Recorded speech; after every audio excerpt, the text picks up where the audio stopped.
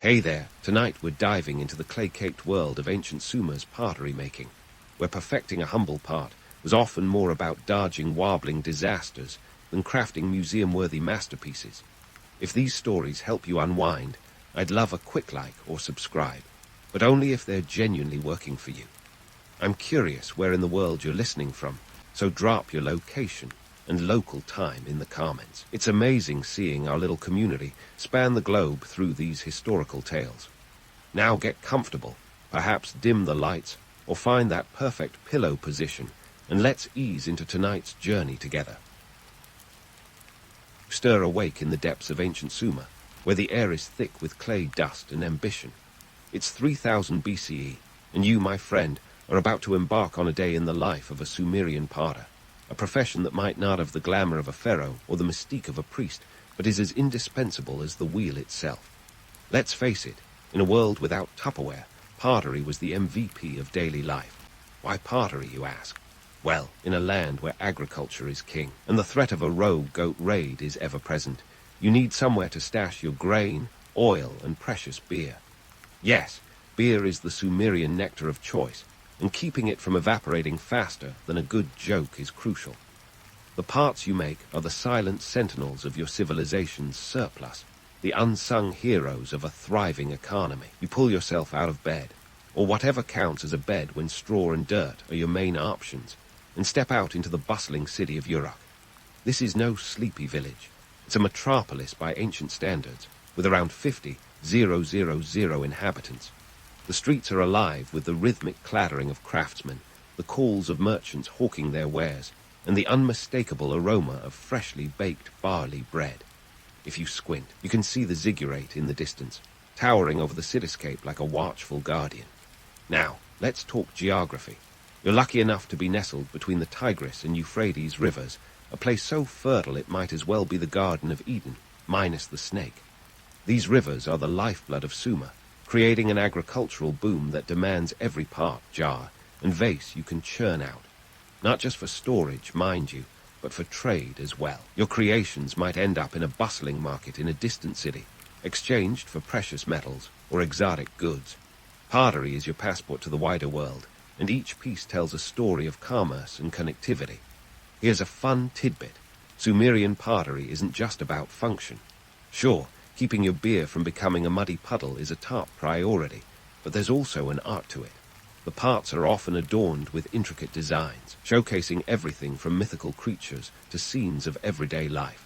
It's artistry meeting practicality, which, let's be honest, is the hallmark of any great invention. You might not be sculpting the Venus de Milo, but your work is no less important. As you prepare for your day, you realize that pottery is all about timing. You can't just slap some clay together and call it a day. The process is a delicate dance of drying, firing, and cooling, with the weather playing a crucial role. Too much humidity, and your parts won't dry. Too much sun, and they might crack. It's a balancing act worthy of a Cirque du Soleil performance, only with less spandex and more mud. While you're getting your hands dirty, let's bust a few myths. We often romanticize ancient craftsmen as solitary geniuses, toiling away in obscurity. In reality, pottery was a communal effort, often involving entire families or guilds. You weren't just a lone artist. You were part of an industrial machine that powered the Sumerian economy. Your neighbors, friends, and relatives might all be involved, from gathering clay by the riverbanks to stoking the fires of the kilns. And let's talk about those kilns, early examples of human ingenuity. They could reach temperatures of 1000 degrees Celsius, a feat that would make any modern-day pizza oven blush. These kilns were the heart of the operation, transforming humble clay into durable, functional art.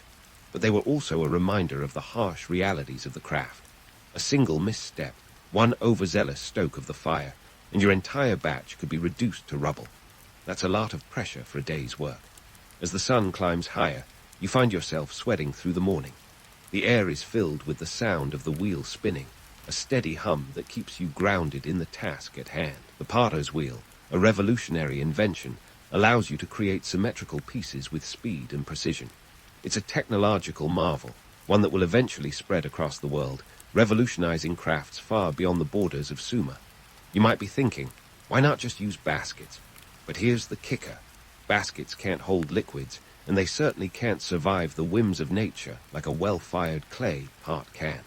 Pottery offers durability, resistance to pests, and a certain weight that keeps them grounded during the gusty Mesopotamian winds. Plus, they double as a weapon if negotiations with a neighbor get heated over a boundary dispute. Dual purpose, right? As you shape the clay, you can't help but appreciate the tactile connection to the earth itself. Every spin of the wheel, every curve of the vessel is a reminder of your place in the grand tapestry of life. You're not just a potter, you're a creator, a vital cog in the wheel of civilization. Through your hands flows the history of Sumer, a story told one part at a time. While you work, let's consider the political backdrop. Sumer is a land of city-states, each with its own ruler and its own ambitions. Uruk, Lagash, they're all vying for supremacy, and trade is the lifeline that sustains them. Pottery is not just a craft, it's a strategic asset in the game of diplomacy and commerce. Each piece you create is a potential bargaining chip, a means to secure alliances or assert dominance. By midday, your workspace is a hive of activity. Helpers come and go, fetching water, kneading clay, tending the fires. It's a scene of organized chaos, each person playing their part in the production line. Despite the back-breaking labor, there's a sense of camaraderie, a shared purpose that binds you all together. In a world where survival often hinges on cooperation, this is a reminder of humanity's greatest strength. As the sun begins its descent, you take a moment to admire your handiwork. A row of parts, each unique yet unified by function, stands ready for the kiln. There's a quiet satisfaction in knowing that these humble vessels will carry the lifeblood of your people, that they will endure long after you have left this world. And just as you think you're in the clear, a dust storm sweeps in, a reminder that Mother Nature always has the last word. You scramble to cover the parts, hoping to protect them from the elements. It's a moment of tension, the kind that keeps your heart racing and your mind sharp. But once the dust settles, you see that your efforts have paid off. The parts are safe, ready for their fiery baptism. As evening falls, you reflect on the day. Pottery might not be a glamorous job, but it's one that demands skill, resilience, and a touch of artistry. In the grand scheme of things, you're a vital part of a civilization that has given the world writing, architecture, and the wheel. You might not make the history books, but without you, history itself would be a lot emptier. So, as you retire for the night, remember that in the grand tapestry of Sumer, you're not just a potter. You're a custodian of culture, a builder of economies, and a testament to human ingenuity. Sleep well, knowing that tomorrow, you'll do it all over again, shaping the world one part at a time. And just when you think you've got a handle on this whole ancient potter gig, it's time to roll up your metaphorical sleeves and dive into the mud. Literally. Because, my friend, in the world of Sumerian pottery, not all clay is created equal. Picking the right clay isn't just about scooping up any old dirt from the backyard. Oh no, it's an art form, a science, and maybe even a bit of a treasure hunt. First things first. Location, location, location. The best clay in Sumer isn't just lying around waiting for you to trip over it. It's strategically nestled along the riverbanks of the Tigris and Euphrates. These rivers are like the Amazon of clay, delivering the goods right to your doorstep, but only if you know where to look. You see, the finest clay is tucked away in deposits, hidden beneath layers of less desirable silt and sand. It's the diamond in the rough of the ancient muddy world. So, what makes good clay, you ask? The Sumerians were looking for a specific texture and mineral content, something that would hold up under the intense heat of their kilns without crumbling into a sad pile of dust. And this is where your intern status comes in. You're the one who gets to wade into the river, up to your knees in muck, feeling for that telltale smoothness that signals you've struck clay gold. It's like a tactile version of Where's Waldo, but with more leeches and less fanfare. Once you've got your hands on that primo clay, it's all about the tools. No fancy machinery here, just good old-fashioned ingenuity. The Sumerians used wooden paddles and stone scrapers to process their finds. Think of it as the prehistoric equivalent of a food processor, but for mud pies. They'd mix the clay with water in large vats, breaking it down and removing impurities until it was smooth as silk. This was a full-body workout that would make any modern-day CrossFit enthusiast break a sweat. Now, let's talk social hierarchy, because yes, even in the mud, there's a pecking order. At the top, you've got the master potter, the Gandalf of the clay world. This person is the go-to guru for all things pottery. They've got years of experience and a keen eye for quality. Then there are the skilled artisans, the ones who shape the clay, decorate the parts, and generally make sure everything looks Instagram ready. And finally, there are the apprentices and laborers, like you, who do the grunt work.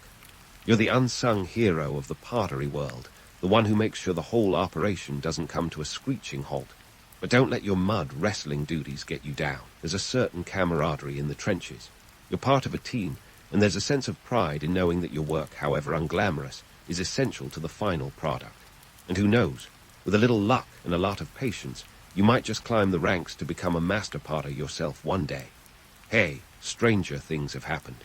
The funny thing about clay is how it mirrors the society that shapes it. For the Sumerians, clay wasn't just a medium. It was a metaphor for life. They believed that humans themselves were molded from clay by the gods.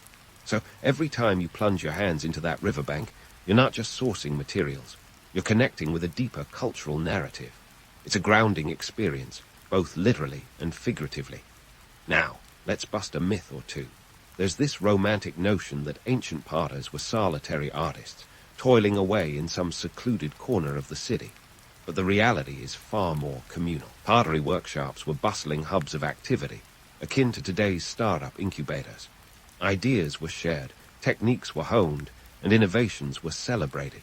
There was a constant exchange of skills and knowledge, and everyone played a role in the production line. And here's a fun fact to chew on. The tools and techniques you're using today will echo through the ages. The wheel, the kiln, the very idea of turning mud into something beautiful and functional. These innovations will spread far beyond Sumer's borders, influencing cultures from Egypt to Greece.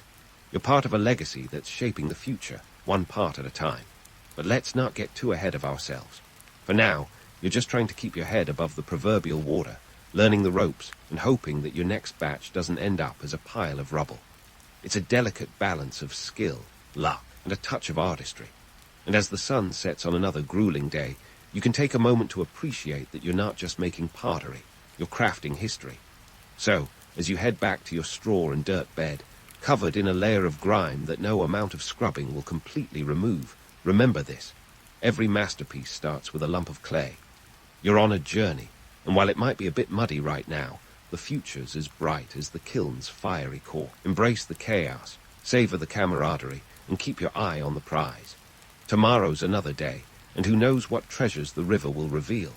With that, you drift off to sleep, dreaming of perfectly symmetrical parts, and the glory of someday being the master potter you were destined to become. After all, in the grand scheme of things, you're not just shaping clay, you're shaping the world. As dawn gives way to the relentless Sumerian sun, you rise with the optimistic determination of someone not yet crushed by the whims of ancient pottery. Today's the day you face the kiln, the fiery heart of your craft, where clay meets its maker, literally. But don't be fooled. This isn't just about chucking some parts into a fire and hoping for the best. Oh no, this is where science meets art, and the stakes are as high as the temperatures. Kilns in ancient Sumer weren't your average backyard pizza ovens. These were sophisticated structures, a testament to human ingenuity long before anyone thought to harness electricity or invent tick-tock. Constructed from mud bricks and fueled by wood, straw, or anything else that would burn without causing a scene, these kilns could reach a toasty 1,000 degrees Celsius. That's harder than a summer day in Death Valley, and certainly enough to turn clay into something durable, and if all goes well, lucrative. Now, let's dive into the chemistry of it all. Firing pottery is akin to a high-stakes chemistry experiment, minus the lab coats and safety goggles. You see, when clay is heated to such extreme temperatures, a magical transformation occurs. The minerals within the clay particles begin to melt and fuse, a process known as vitrification. This is what turns your humble mud pie into a watertight vessel, capable of holding everything from water to the aforementioned and oh-so-precious beer. But before you get too excited, remember that the kiln is a fickle beast. The temperature must be just right, too low, and your parts remain fragile as a politician's promise. Too high, and they explode like popcorn, leaving you with a kiln full of ceramic shrapnel. It's a delicate dance of heat and timing, precision and patience. Imagine baking a soufflé, but if you mess up, it's not just your dinner that's ruined, it's your entire livelihood. And speaking of livelihoods, let's talk economics. A successful firing means more than just a boost in your pottery street cred. In the bustling economy of Uruk, a city boasting roughly 50,000 souls, your parts are a hot commodity, pun intended. They're traded for grain, textiles, and even those shiny trinkets everyone seems to love. Each part, jug, or vase is a tiny ambassador of commerce, a testament to trade networks crisscrossing the ancient world. But a kiln blowout, that's a disaster of epic proportions, turning your potential profits into a pile of useless shards.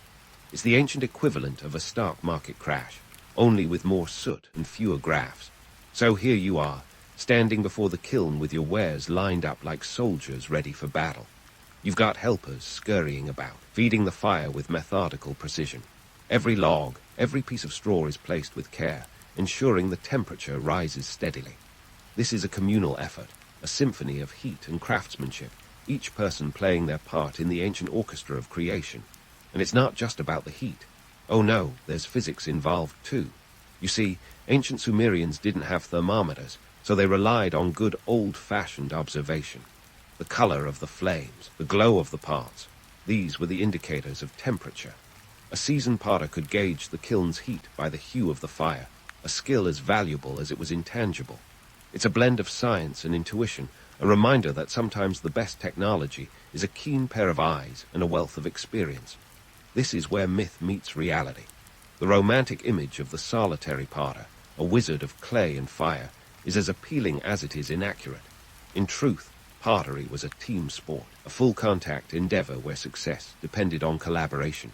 From gathering fuel to stoking the fire, each task was a piece of the larger puzzle. It's a reminder that behind every successful potter was a village, or at least a very hard-working family. But let's not forget the drama. Ancient kilns were as unpredictable as a toddler in a candy store. A sudden gust of wind, a misjudged log, and your carefully crafted parts could suffer thermal shock, cracking under the pressure like an overworked intern. It's no wonder that potters had their own rituals, small superstitions meant to appease the fiery gods of the kiln. Maybe a whispered prayer, a lucky charm tucked into a pocket, or a specific way of stacking the parts. Anything to tilt the odds in their favor, because when it comes to kilns, even the smallest advantage can make the difference between triumph and disaster. Now, let's take a step back and look at the bigger picture. Pottery wasn't just about creating functional vessels. It was a strategic asset, a cornerstone of the Sumerian economy. These pots and jars were the Tupperware of the ancient world, preserving food and drink for long journeys, facilitating trade across vast distances. They were a symbol of Sumer's prosperity, a tangible link to the fertile lands between the Tigris and Euphrates. And while we're debunking myths, let's address the notion that ancient pottery was a stagnant craft, unchanged for millennia. In reality, it was a hotbed of innovation. From experimenting with glazes to developing new shapes and sizes, potters were constantly pushing the boundaries of what was possible.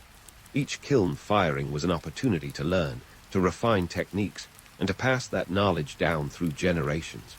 As the kiln cools and the sun begins its descent, you can finally exhale. The parts emerge, gleaming with the promise of durability, their surfaces smooth and strong. It's a moment of triumph, a reminder that amidst the chaos and uncertainty, skill and perseverance can yield something truly remarkable. These parts, once mere lumps of clay, are now ready to take their place in the bustling markets of Uruk, to serve the needs of a civilization that's as vibrant as it is ancient. And as you stand there, covered in soot and sweat, you can't help but feel a sense of accomplishment. You're not just a potter, you're a creator, a craftsman shaping the world one vessel at a time. In the grand tapestry of history, your work might not make the headlines, but it's the silent backbone of a thriving society. So take a moment to appreciate the journey, the transformation from earth to art, from clay to culture. With the day's work behind you, it's time to celebrate, or at least to wash off the grime and dream of a world where pottery isn't quite so perilous. Tomorrow, you'll do it all over again, stoking the fires of creation with the same unwavering determination. After all, in the world of ancient Sumer, you're not just making pottery, you're crafting the future, one kiln at a time. And just when you thought life in ancient Sumer couldn't get any more intriguing, it's time to flip the script from the fiery kiln to the bustling bazaar. Because let's face it, Your parts aren't going to sell themselves. No, they're heading out into the wild world of Mesopotamian trade networks, where a good part can make or break a fortune, and the art of commerce is as cutthroat as a Game of Thrones episode. Picture this. It's the afternoon, the sun is doing its best impression of a relentless taskmaster, and you're smack dab in the middle of Uruk's marketplace. It's a sensory overload of shouting merchants, bargaining customers, and the occasional stubborn donkey who has decided that, yes, right here is the perfect place to take a nap. This is where your pottery meets its destiny, a crucible where art, commerce, and survival collide. In the ancient world, trade wasn't just a pleasant pastime. It was the lifeblood of cities like Uruk. We're talking about a complex web of exchange that stretched across Mesopotamia, linking city-states like beads on a necklace. Your parts could end up in the hands of a trader in Akkad, a priest in Lagash, or even a farmer in Nippur. These trade routes were the Silk Road's older, scrappier sibling, a network of land and river paths that connected Sumer to the wider world. The economy of ancient Sumer was a heady mix of barter and proto-currency. You see, before someone had the bright idea to mint coins, trade was all about what you could offer in exchange for what you needed. So, you might trade 10 of your finest beer jugs for a basket of barley or a bolt of linen. The value wasn't set in stone. It was more of a suggestion, really, subject to the whims of supply, demand, and how convincing you could be when haggling. But then came the breakthrough that changed everything, the invention of the shekel. No, not the digital currency that's all the rage these days, but the original, a unit of weight, typically around 3 grams of silver. It was an early step towards a standardized currency, a way to assign value that transcended individual barter agreements. With silver shekels, you could trade your parts for silver, then use that silver elsewhere, effectively turning a local economy into a regional powerhouse. Now, let's talk about your standing in the bazaar. In ancient Sumer, being a potter was a bit like being a tech startup. High risk, high reward. A successful batch could elevate your status, ensuring a steady stream of customers and a place of honor among the market's elite. But a poorly fired part, that was like shipping a buggy app. It could ruin your reputation faster than you can say, kiln catastrophe. Quality was paramount, and word spread quickly in the close-knit community. A single bad review from a disgruntled trader could send your career into a tailspin. And it's not just about the parts themselves. Pottery played a crucial role in the legal and bureaucratic life of Sumer. These vessels were often used to seal contracts, with wet clay used to manage agreements and transactions. Picture this. A merchant purchases your parts, but instead of a receipt, you both impress your seals onto a clay tablet. This tablet, once hardened, becomes a legally binding record of the transaction. It's the ancient equivalent of a digital signature, minus the touchscreen. Even taxation wasn't free from the influence of pottery.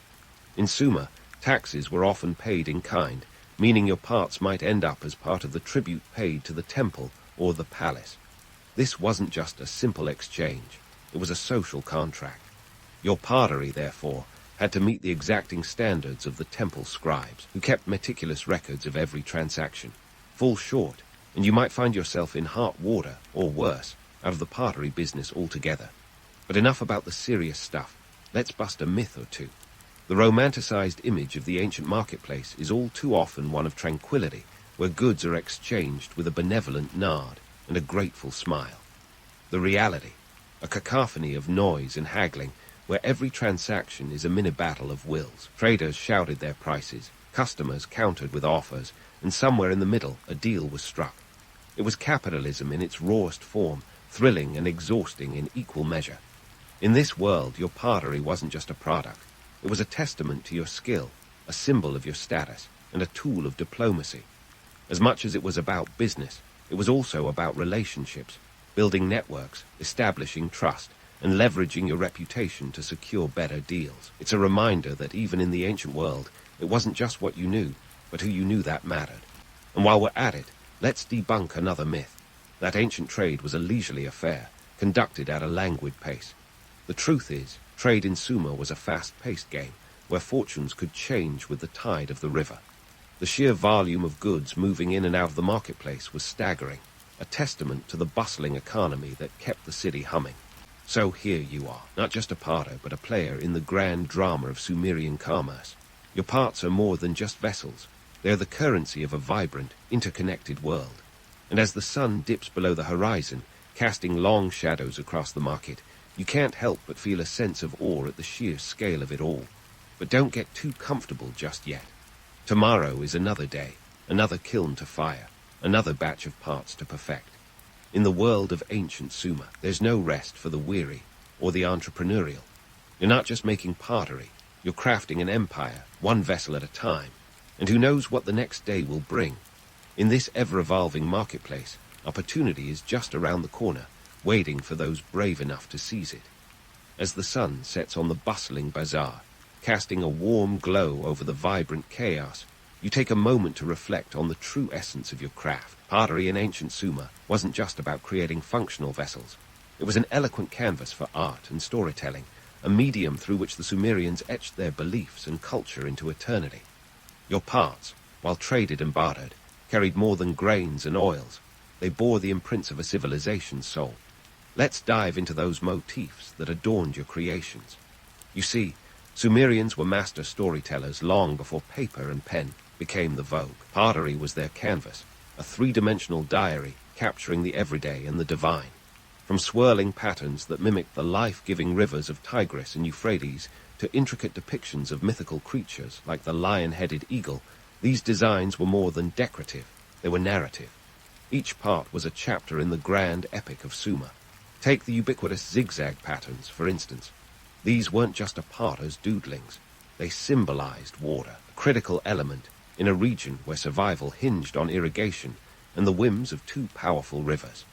Then there were the geometric motifs, often seen as a nod to the ordered universe, reflecting the Sumerians' attempts to impose structure on a chaotic world. And let's not forget the human figures and deities that graced larger vessels. Each figure told a story, perhaps of a king's triumph or a god's benevolence, bridging the earthly and the divine. But here's a truth bomb.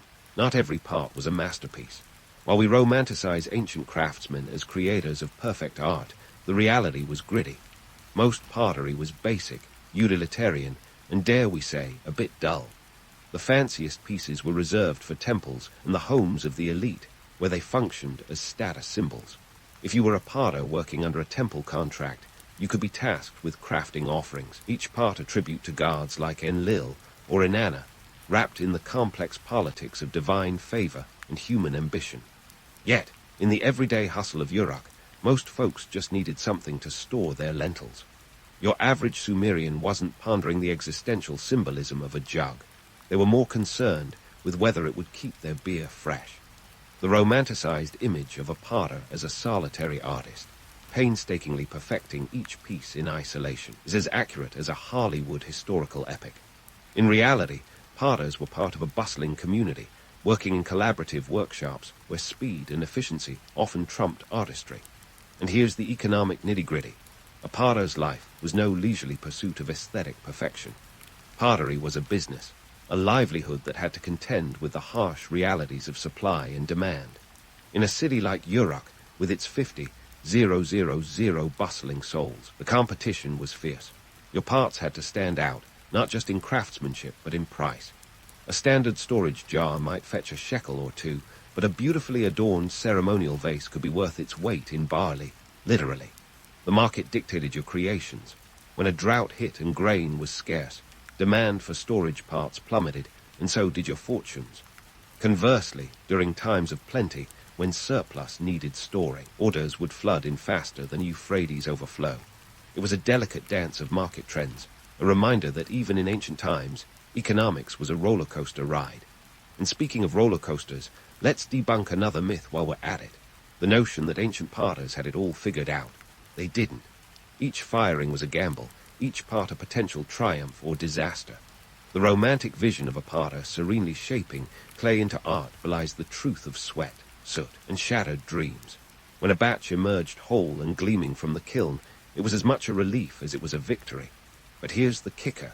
Despite the grit and grime, the potter's legacy is undeniable. You see, pottery wasn't just about utility or even art. It was a cornerstone of civilization. These vessels were the silent witnesses to the rise and fall of empires, the containers of history and culture. They provide modern archaeologists with a window into the past, offering clues about trade, diet, and even social structure. So, as the evening shadows stretch across Uruk, you can take pride in your role, not just as a potter, but as a creator of cultural legacies. Each part you crafted, whether a simple jug or an ornate vase, contributed to the tapestry of human history. In the end, your work was more than just clay and fire. It was a testament to the resilience and creativity of the human spirit. And as you lay down to rest, bone-tired but fulfilled, remember this. In the grand narrative of history, you're not just a footnote. You're a chapter, a crucial player in the story of a civilization that helped shape the world. Your parts may not have your name etched on them, but they carry your mark. They've survived millennia, speaking volumes about a vibrant society that thrived between two mighty rivers. Tomorrow, you'll rise to the same challenges, kilns to fire, clay to shape, markets to navigate. But tonight, let the knowledge that you're part of something bigger lull you into well-deserved sleep. Because in the grand scheme of things, every potter, every piece of pottery, is a link in the chain of human history, a reminder that from earth and fire, we forge our legacy. If you think the phrase Spartan woman conjures up images of fierce warrior queens with a sword in one hand and a baby in the other, you've been watching too many movies. Ancient Sparta, with its stern reputation and militaristic lifestyle, has been the subject of more myths and misunderstandings than a modern-day internet celebrity. But let's slice through the Hollywood haze and look at the real deal. Spartan women were indeed extraordinary, but not quite the way you might think. In a world where most ancient Greek women were as trapped as a Wi-Fi signal in a basement, Spartan women enjoyed a level of freedom that made their Athenian sisters look like they were living in a dystopian novel. Spartan society, famous for its disciplined warriors and minimalist lifestyle, had a unique approach to gender roles that was both progressive and, let's be real, a bit brutal. First, let's bust the myth of the Spartan woman as a warrior with muscles rippling like the Spartan landscape. While they weren't exactly charging into battle alongside their male counterparts, Spartan women were expected to be physically fit. Why? Because a strong body was believed to produce strong offspring, and in a society obsessed with military prowess, that was priority number one. Think of it as a prenatal gym membership on steroids. Spartan girls, unlike their Athenian peers who were often confined to the home, were given a formal education. They learned to read and write, which was a big deal back then, considering many Greek women couldn't even pen a grocery list. And along with their ABCs, they were trained in physical activities like running, wrestling, and javelin throwing. If there had been an ancient Greek Olympics for women, you can bet the Spartan team would have swept the medals. Now, you might be wondering why Spartan society, which was otherwise as rigid as a stone column, allowed such freedoms. The answer lies in their unique socio-political setup. Sparta was a warrior state, constantly on high alert for war, especially with their perennial rivals, the Athenians.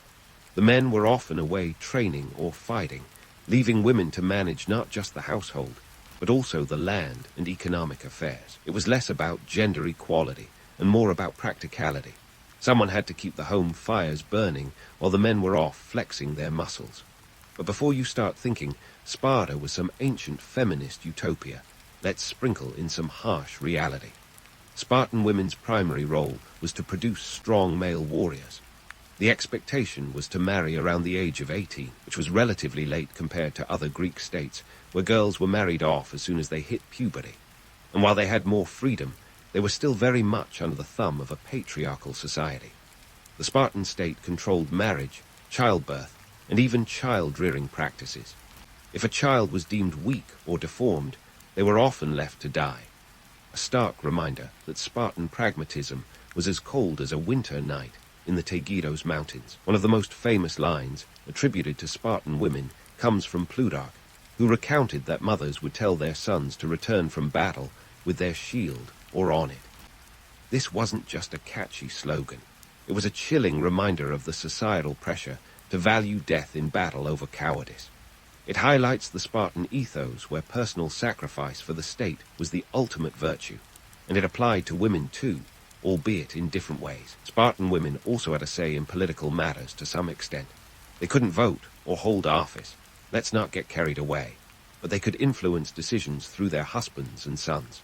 This indirect power made them key players in the social and political landscape of Sparta. When you consider that Athenian women were mostly seen and not heard, this was a significant, albeit limited, empowerment. In terms of economic freedom, Spartan women had it better than most. They could own and inherit property, which was unheard of in other Greek states. Estimates suggest that by the 4th century BCE, Spartan women owned about 40% of the land. This wasn't so much about gender equality as it was about maintaining the Spartan way of life, but it did give women a significant degree of independence. In a society where the state dictated almost every aspect of life, from cradle to grave, Spartan women carved out a role that was both unique and paradoxical. They were mothers of warriors, managers of estates, and silent but influential power players. Their lives were far from the romanticized legends, fraught with expectations and societal pressures that would make even the most stalwart modern feminist wince. Yet they navigated this harsh world with a resilience that was nothing short of remarkable. So, next time someone tells you about the fierce Spartan women, remember they are not just about physical prowess or warrior spirit. They were complex figures in a society that was as unforgiving as it was fascinating. And while they may not have been wielding swords on the battlefield, they were fighting a different kind of war. One for survival, respect, and a measure of autonomy in a world that demanded everything from them. So, as we dive deeper into the wallets and purses of ancient Sparta, let's unravel the economic tapestry that gave Spartan women a unique edge in the Greek world. Now, if you're picturing these ladies sitting in opulent mansions counting drachmas while sipping on ambrosia, think again. Spartan wealth wasn't about luxury. It was about land, power, and sheer necessity. Imagine this. While Athenian women were barely allowed to own the clothes on their backs, Spartan women were out there managing estates and handling finances like ancient-day CEOs. This was less about smashing the patriarchy and more about keeping the Spartan machine well-oiled. With the men off perfecting their war cries, someone had to ensure the family didn't starve. And who better than the women who had already proven they could wrestle and run like Olympic athletes? By the 4th century BCE, reports suggest that Spartan women owned nearly 40% of Sparta's land. That's not a typo. It's a jaw-dropping statistic. For context, that's like discovering your grandma owns half of Wall Street. But how did they get there? Well, unlike the rest of Greece, where women were often treated like decorative vases, passed from father to husband, Spartan women could inherit property. This was a game changer, made possible by a society that, frankly, needed all hands on deck to maintain its militaristic economy. Laws of inheritance in Sparta allowed women to acquire wealth directly from their fathers if there were no male heirs, or as dowries, which, unlike in other Greek states, remained under their control even after marriage. This meant Spartan women had a vested interest in the economic stability of their homes and the broader community. In a place where financial literacy was as crucial as martial prowess, women were not just placeholders, but active economic participants. Now, some might argue that all this property ownership and financial control pointed to a proto-feminist society. Hold your horses, or in this case, your chariots. Spartan society was still as patriarchal as a Greek play about Zeus. Women's economic power was less about empowerment and more about pragmatic survival. The state needed strong mothers to produce strong sons, and giving women some control over resources was a calculated move to ensure that the wheels of the Spartan juggernaut kept turning. Moreover, let's not forget the Helots, Sparta's enslaved population, who did the actual grunt work on these lands. Spartan women managed the estates, but it was the Helots who toiled in the fields. It was a system that allowed the Spartans to maintain their military focus, but it also underscored the stark inequalities within their society. The women might have owned the land, but the labor that sustained it was built on the backs of the Helots. But wait, it gets grittier. While Spartan women might have had a larger slice of the economic pie, they also faced societal pressures that could bake anyone into a crisp. The expectation to produce male heirs was immense. A woman's worth was often tied to her ability to contribute to the Spartan warrior pool, and failure in this department could lead to social ostracism. In a society obsessed with physical excellence, even the economic freedoms they enjoyed couldn't shield them from the intense scrutiny of a community that valued strength above all else. Despite these pressures, Spartan women carved out a role that was as influential as it was complex. Take Gorgo, the queen of Sparta and wife of King Leonidas. She was not just a silent partner, she was a shrewd political player. Known for her sharp wit, she once famously advised her husband to trust actions over words, advice that could serve us well even today. Gorgo's influence was a testament to the fact that while Spartan women might not have wielded swords, they certainly wielded power. In the grand theater of Greek history, Spartan women were not mere spectators, but active participants. Their economic roles, while not wholly egalitarian, were significant in shaping Sparta's legacy. They were the backbone of a society that was as ruthless as it was fascinating, navigating an economic labyrinth that was both a privilege and a burden. The myth of the Spartan woman as a muscle-bound warrior may be a stretch, but as stewards of land and resources, they were warriors of a different kind. As we close this chapter on Spartan women's economic prowess, let's leave the door open for further exploration. Their story is a testament to the complexities of gender roles in ancient societies and the ways in which necessity can shape norms. So, stay tuned, because the saga of Spartan women is far from over. We've got more ground to cover and more myths to bust in this fascinating tale of power, resilience, and the relentless pragmatism of Spartan society. So, buckle up, because we're about to dive into the intense world of Spartan women's militaristic expectations. Just when you thought life in ancient Sparta couldn't get any more like an extreme sports reality show, here comes the twist. Spartan women were expected to be warrior-adjacent, but not in the sword-wielding, armor-clad way Hollywood loves to portray. Let's be clear. The myth of the female Spartan soldier is just that, a myth, but the reality, while less glamorous, is just as fascinating. Spartan women were conditioned from a young age to embrace physical strength. Picture this. While their Athenian contemporaries were learning the fine art of loom weaving, Spartan girls were out running, wrestling, and throwing javelins. It wasn't just physical education, it was a full-blown training regimen. The rationale: strong women birth strong warriors. In a society where the military was the beating heart of life, this was less elective and more a public service requirement. If you weren't fit enough to run a marathon, at least make sure you could chase down a rogue goat. Now, before you start thinking Spartan women were just beefed-up versions of their male counterparts, let's examine what they actually did in terms of military duties. Nothing. That's right. Zip, zilch, nada. They weren't out there hacking at enemies or defending city walls. Instead, their contributions were more about supporting the Spartan war machine from the sidelines. They were the trainers, the motivators, the ones ensuring that future generations would grow up with enough brawn to wield a sword and enough discipline to follow orders. Societal pressure was the name of the game. The expectation wasn't just to have children, but to have warrior offspring. Spartan mothers were like the ultimate sports moms, but instead of yelling from the sidelines, they were expected to instill a sense of duty and courage that would make their sons prefer death over dishonor.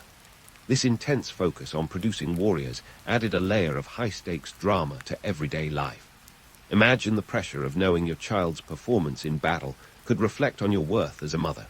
Talk about living vicariously through your kids. The phrase, "come back with your shield or on it," wasn't just a sassy quip. It was a societal mantra. It encapsulated the Spartan ethos that dying in battle was preferable to cowardice. Spartan women didn't just accept this, they enforced it. Mothers who adhered to this harsh creed were celebrated, while those who didn't were seen as failing their duties. It was a brutal standard, but one that Spartan society held sacrosanct. Despite their rigorous training, Spartan women lacked a formal role in the military. They were more like the unsung heroes, ensuring that the Spartan military machine kept running smoothly. Their lives were a balancing act between nurturing future soldiers and maintaining the household while their husbands were off waging war. It was a dual role that required strength, both physical and emotional. And let's face it, being a single-day warrior might seem easier when you consider the lifelong pressure Spartan women faced to uphold their society's severe values. To really appreciate the dichotomy of these women's lives, you have to understand the broader context of Spartan society, where everything boiled down to military efficiency. The Spartan state didn't just value warriors, it worshipped them. This pervasive militarism meant that everything, from education to marriage, was designed to support the creation of a disciplined warrior class. And while women didn't fight, their role in this process was critical. They were the keepers of tradition and the incubators of future generations. The paradox of Spartan women is that, despite their lack of direct involvement in warfare, they were indispensable to the Spartan military ethos. They weren't wielding weapons, but they were shaping the warriors who did. This indirect influence gave them a power that was both substantial and intangible. They were the unsung architects of Spartan glory, their contributions buried under layers of militaristic bravado. Yet, for all their influence, the reality was harsh. The romantic image of the empowered Spartan woman glosses over the rigid expectations and societal pressures they faced daily. They were judged by their ability to produce sons, to manage estates, and to conform to the Spartan ideal of strength and sacrifice. It was a life of paradoxes, freedom in some areas, yet constrained by a society that expected them to be both strong and subservient. Now, let's not forget the economic backdrop. Spartan women, as we've established, wielded considerable economic power. Owning land and managing estates wasn't just about financial independence. It was about ensuring the continuity of the Spartan way of life. This economic clout was a double-edged sword. On one hand, it offered a degree of autonomy. On the other, it was a constant reminder of the societal expectations they had to uphold. So, as we continue to peel back the layers of Spartan society, remember that these women were more than just the sum of their societal roles. They were complex individuals navigating a landscape that demanded both strength and submission. Their lives were a testament to the resilience and adaptability of women throughout history, facing challenges with a grit that was as impressive as it was necessary. Stay tuned, because the story of Spartan women is far from over. We've only scratched the surface of their multifaceted lives, and there's much more to uncover. From their roles in family and society to their unique place in the annals of history, Spartan women continue to captivate us with their strength and resilience. So, let's keep this historical roller coaster going. There's still plenty of history to explore and more myths to bust as we inch closer to unraveling the intricacies of Spartan women and their impact on family life and marriage. Let's take a leap into the peculiar world of Spartan courtship rituals and marriage customs. This isn't your typical rom-com material. There's no candlelit dinners or serenades under the stars here. Nope, Spartans did things differently, in ways that might make your eyebrows do a double take. First up, the courtship ritual. Forget about swiping left or right. Spartan matchmaking was a bit of a blindfolded affair, literally. A Spartan wedding started with the bride-to-be being kidnapped. Yes, you heard that right. In a society where everything was about discipline and strength, the idea was to simulate a capture. The groom would sneak into the bride's home, whisk her away, and get this, she'd be shaved bald and dressed in a man's cloak and sandals. Call it a makeover, Spartan style. But before you start imagining this as some ancient hazing ritual, let's delve into the why. This bizarre custom was rooted in Sparta's obsession with producing strong offspring. The logic went something like this. By disguising the bride as a man, it was thought to ease the groom's transition from his military-focused life into the world of marriage. It was a way to keep things, well, familiar, because nothing screams romance like your bride resembling your battle buddy. Now, after their abduction, the couple wouldn't exactly be moving into a cozy cottage with a picket fence. In fact, Spartan husbands didn't live with their wives. Instead, they'd sneak away from their barracks to visit their wives in the dead of night, like some ancient clandestine rendezvous. It was all about maintaining that laser focus on military duties while ensuring the Spartan lineage continued. Talk about a society that really put the fun in dysfunctional. These nocturnal visits continued until the man reached the ripe old age of 30, at which point he could finally live with his family. Why 30? Because that's when a Spartan man was considered mature enough to juggle both family life and his duties to the state. It's the ancient equivalent of finally being allowed to move out of your parents' basement. And while these marriage customs might sound like a recipe for relationship drama, they served a very Spartan purpose by keeping men focused on their military obligations and women on raising the future warriors of Sparta. The society ensured that both roles were fulfilled without distractions. In this militaristic utopia, personal happiness was secondary to the needs of the state. If you were looking for a society that put the collective above the individual, you found it. Now, Let's add another layer to this already complex tapestry. Spartan women were expected to be the ultimate multitaskers. While they managed the household and produced strong heirs, they were also expected to uphold the Spartan ideals of obedience and discipline. Yet, they wielded significant influence over their families, often dictating the upbringing of their children and ensuring they adhered to Spartan values. Speaking of offspring, let's not forget the societal expectations that came with being a Spartan mother. You didn't just birth kids, you birthed warriors. And if you failed at this, well, let's just say society wasn't going to pat you on the back. Producing healthy, strong children was not just a personal goal, but a civic duty. Spartan mothers took immense pride in their sons' achievements and saw them as extensions of their own success. It was a high-stakes game of genetics, with the ultimate prize being a son who would earn his place among the elite Spartan warriors. This pressure wasn't something you could shake off with a spa day. It was ingrained in every aspect of Spartan life. The state even had a say in whether a child was fit to be raised. Newborns were inspected, and those deemed weak or deformed were abandoned. It's a grim reminder of how far Spartan society was willing to go to uphold its ideals of physical perfection and strength. Despite the rigid expectations, Spartan women found ways to influence and shape their families. Take Gorgo, the aforementioned wife of King Leonidas, for instance. As a queen, she was more than just a figurehead. Her wit and wisdom were renowned, and she used her position to sway political decisions and instill Spartan values in her children. Her life is a testament to the power women could wield within the confines of their societal roles. But let's not get carried away with notions of empowerment. Spartan women were still very much under the thumb of a patriarchal society. Their influence, while significant, was often indirect and limited to the family sphere.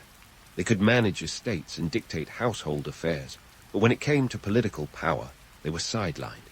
It was a delicate balance of power, with women operating within a framework that both empowered and constrained them. In the arena of Spartan marriage and family life, the stakes were high, and the expectations even higher. The customs and rituals might seem bizarre by today's standards, but they were deeply intertwined with the Spartan way of life. They were designed to ensure the continuity of a society that valued strength above all else, even at the expense of personal happiness. So, as we continue to peel back the layers of Spartan society, remember that these women were more than just the sum of their societal roles. They were complex individuals navigating a landscape that demanded both strength and submission. Their lives were a testament to the resilience and adaptability of women throughout history, facing challenges with a grit that was as impressive as it was necessary. But our exploration doesn't stop here. Stay tuned as we delve further into the lives of Spartan women, uncovering more about their roles and the impact they had on one of history's most intriguing societies. There's still plenty of history to explore, and more myths to bust, in this fascinating tale of power, resilience, and the relentless pragmatism of Spartan society. Our exploration of Spartan women's roles wouldn't be complete without tackling the elephant in the room, their legacy. Spoiler alert, it's a mixed bag. Spartan women, those formidable figures of ancient Greece, left behind a legacy that's as complex as a minotaur's maze. They were the original multitaskers, juggling roles as mothers, estate managers, and the silent architects of Sparta's militaristic society. But what does it all mean for us today? Let's start with the obvious. Spartan women's roles weren't your typical walk in the park. They were more like a military drill. Picture a society where the very fabric of life was woven with the threads of duty and discipline. Everything, from the way they raised their kids to how they ran their households, was designed to serve the state. Women in Sparta were the ultimate team players, ensuring the Spartan juggernaut kept rolling. While Athenian women were busy perfecting their embroidery, Spartan women were busy perfecting their sons. And the result, a society that produced some of the most feared warriors of the ancient world. But here's where the plot thickens. The very system that gave Spartan women a semblance of power also shackled them to the whims of a patriarchal society. Sure, they owned land, managed estates, and even exercised indirect political influence. Yet these freedoms were granted not out of a sense of gender equality, but out of sheer necessity. The Spartan model was less about empowerment and more about efficiency. The state needed warriors, and women were the means to that end. It's like giving someone the keys to a car, but only letting them drive it down one street. However, their impact didn't just end with Sparta's downfall. The Spartan model of female empowerment, if you can call it that, has been a source of fascination for centuries. It challenged the traditional Greek narrative of gender roles and left historians scratching their heads. Did it inspire future societies? Perhaps in bits and pieces. The notion of women owning property and having a say in family affairs was radical for the time and laid the groundwork for future discussions on women's rights. Fast forward to modern times, and you'll find echoes of Spartan women's resilience in contemporary gender debates. While no one's suggesting we adopt their child-rearing practices, thankfully, the idea that women can manage both economic and familial responsibilities is as relevant today as it was back then. Spartan women were proof that necessity can drive societal change, even if that change is wrapped in layers of rigidity and expectation. And let's not forget the importance of questioning historical narratives. The romanticized view of Spartan women as warrior queens has its roots in a mixture of myth and reality. Hollywood would have you believe they were sword-wielding heroines, but the truth is far more nuanced. By peeling back the layers of myth, we gain a clearer understanding of how societies functioned and the roles women played in them. It's a reminder that history is rarely black and white. It's a kaleidoscope of shades and colors, each contributing to the bigger picture. So, what can modern society learn from Sparta? Well, for starters, it's a lesson in complexity. Spartan women were paradoxes wrapped in conundrums, free in some respects, yet bound by societal expectations. Their lives teach us the importance of looking beyond the surface and understanding the context. It's about recognizing that progress often comes with strings attached, and that empowerment can be both liberating and confining. Moreover, the Spartan model underscores the value of questioning the status quo. It encourages us to examine our own societal norms and ask, are these roles and expectations truly serving us, or are they relics of a bygone era? In a world where gender roles are increasingly fluid, the Spartan experience serves as a historical touchstone, a reminder that roles are often dictated by the needs of the time, not by any inherent order. In wrapping up our journey through the lives of Spartan women, we're left with a tapestry of insights. They were more than just the mothers of warriors. They were key players in a society that valued strength and discipline above all else. Their influence, though indirect, was profound, shaping not only the future of Sparta, but also leaving a mark on history that continues to intrigue us today. As we bid adieu to ancient Sparta, remember that history is a story told by those who dare to look beyond the myths. It's a narrative shaped by the lives and contributions of people who, despite being bound by their times, found ways to assert their presence. Spartan women may not have wielded swords on the battlefield, but they wielded influence in a world that demanded everything from them. And that, my friends, is a legacy worth talking about. Tiberius's early life reads like a Roman soap opera with a dash of military drama. Think House of Cards meets Gladiator. Born on November 16, 42 BCE, Tiberius Claudius Nero hit the ground running amidst the chaos of the late Roman Republic. His father, Tiberius Claudius Nero Sr., was a staunch supporter of Julius Caesar and a thorn in the side of the future Emperor Augustus. So, right from the start, we've got daddy issues and political intrigue. You'd be forgiven for mixing this up with one of those historical dramas on TV, but trust me, this was the real deal. Now, Augustus, who was busy transforming from Julius Caesar's ambitious nephew into Rome's first emperor, was a man who knew how to hold a grudge. He took a shine to young Tiberius, though after marrying his mother, Livia Drusilla, in 38 BCE. In true Roman fashion, Livia divorced Tiberius's father while pregnant with her second child. Talk about awkward family dinners. Augustus and Livia's marriage was one of those powerful alliances that would make even Machiavelli nod in approval. With this union, Tiberius found himself in a new world of power and privilege, not to mention the occasional family feud. Growing up under Augustus's watchful eye, Tiberius was groomed for greatness, but let's not sugarcoat it. Augustus was less kind mentor and more cunning puppeteer. Augustus had a knack for pulling strings, and Tiberius was just another marionette.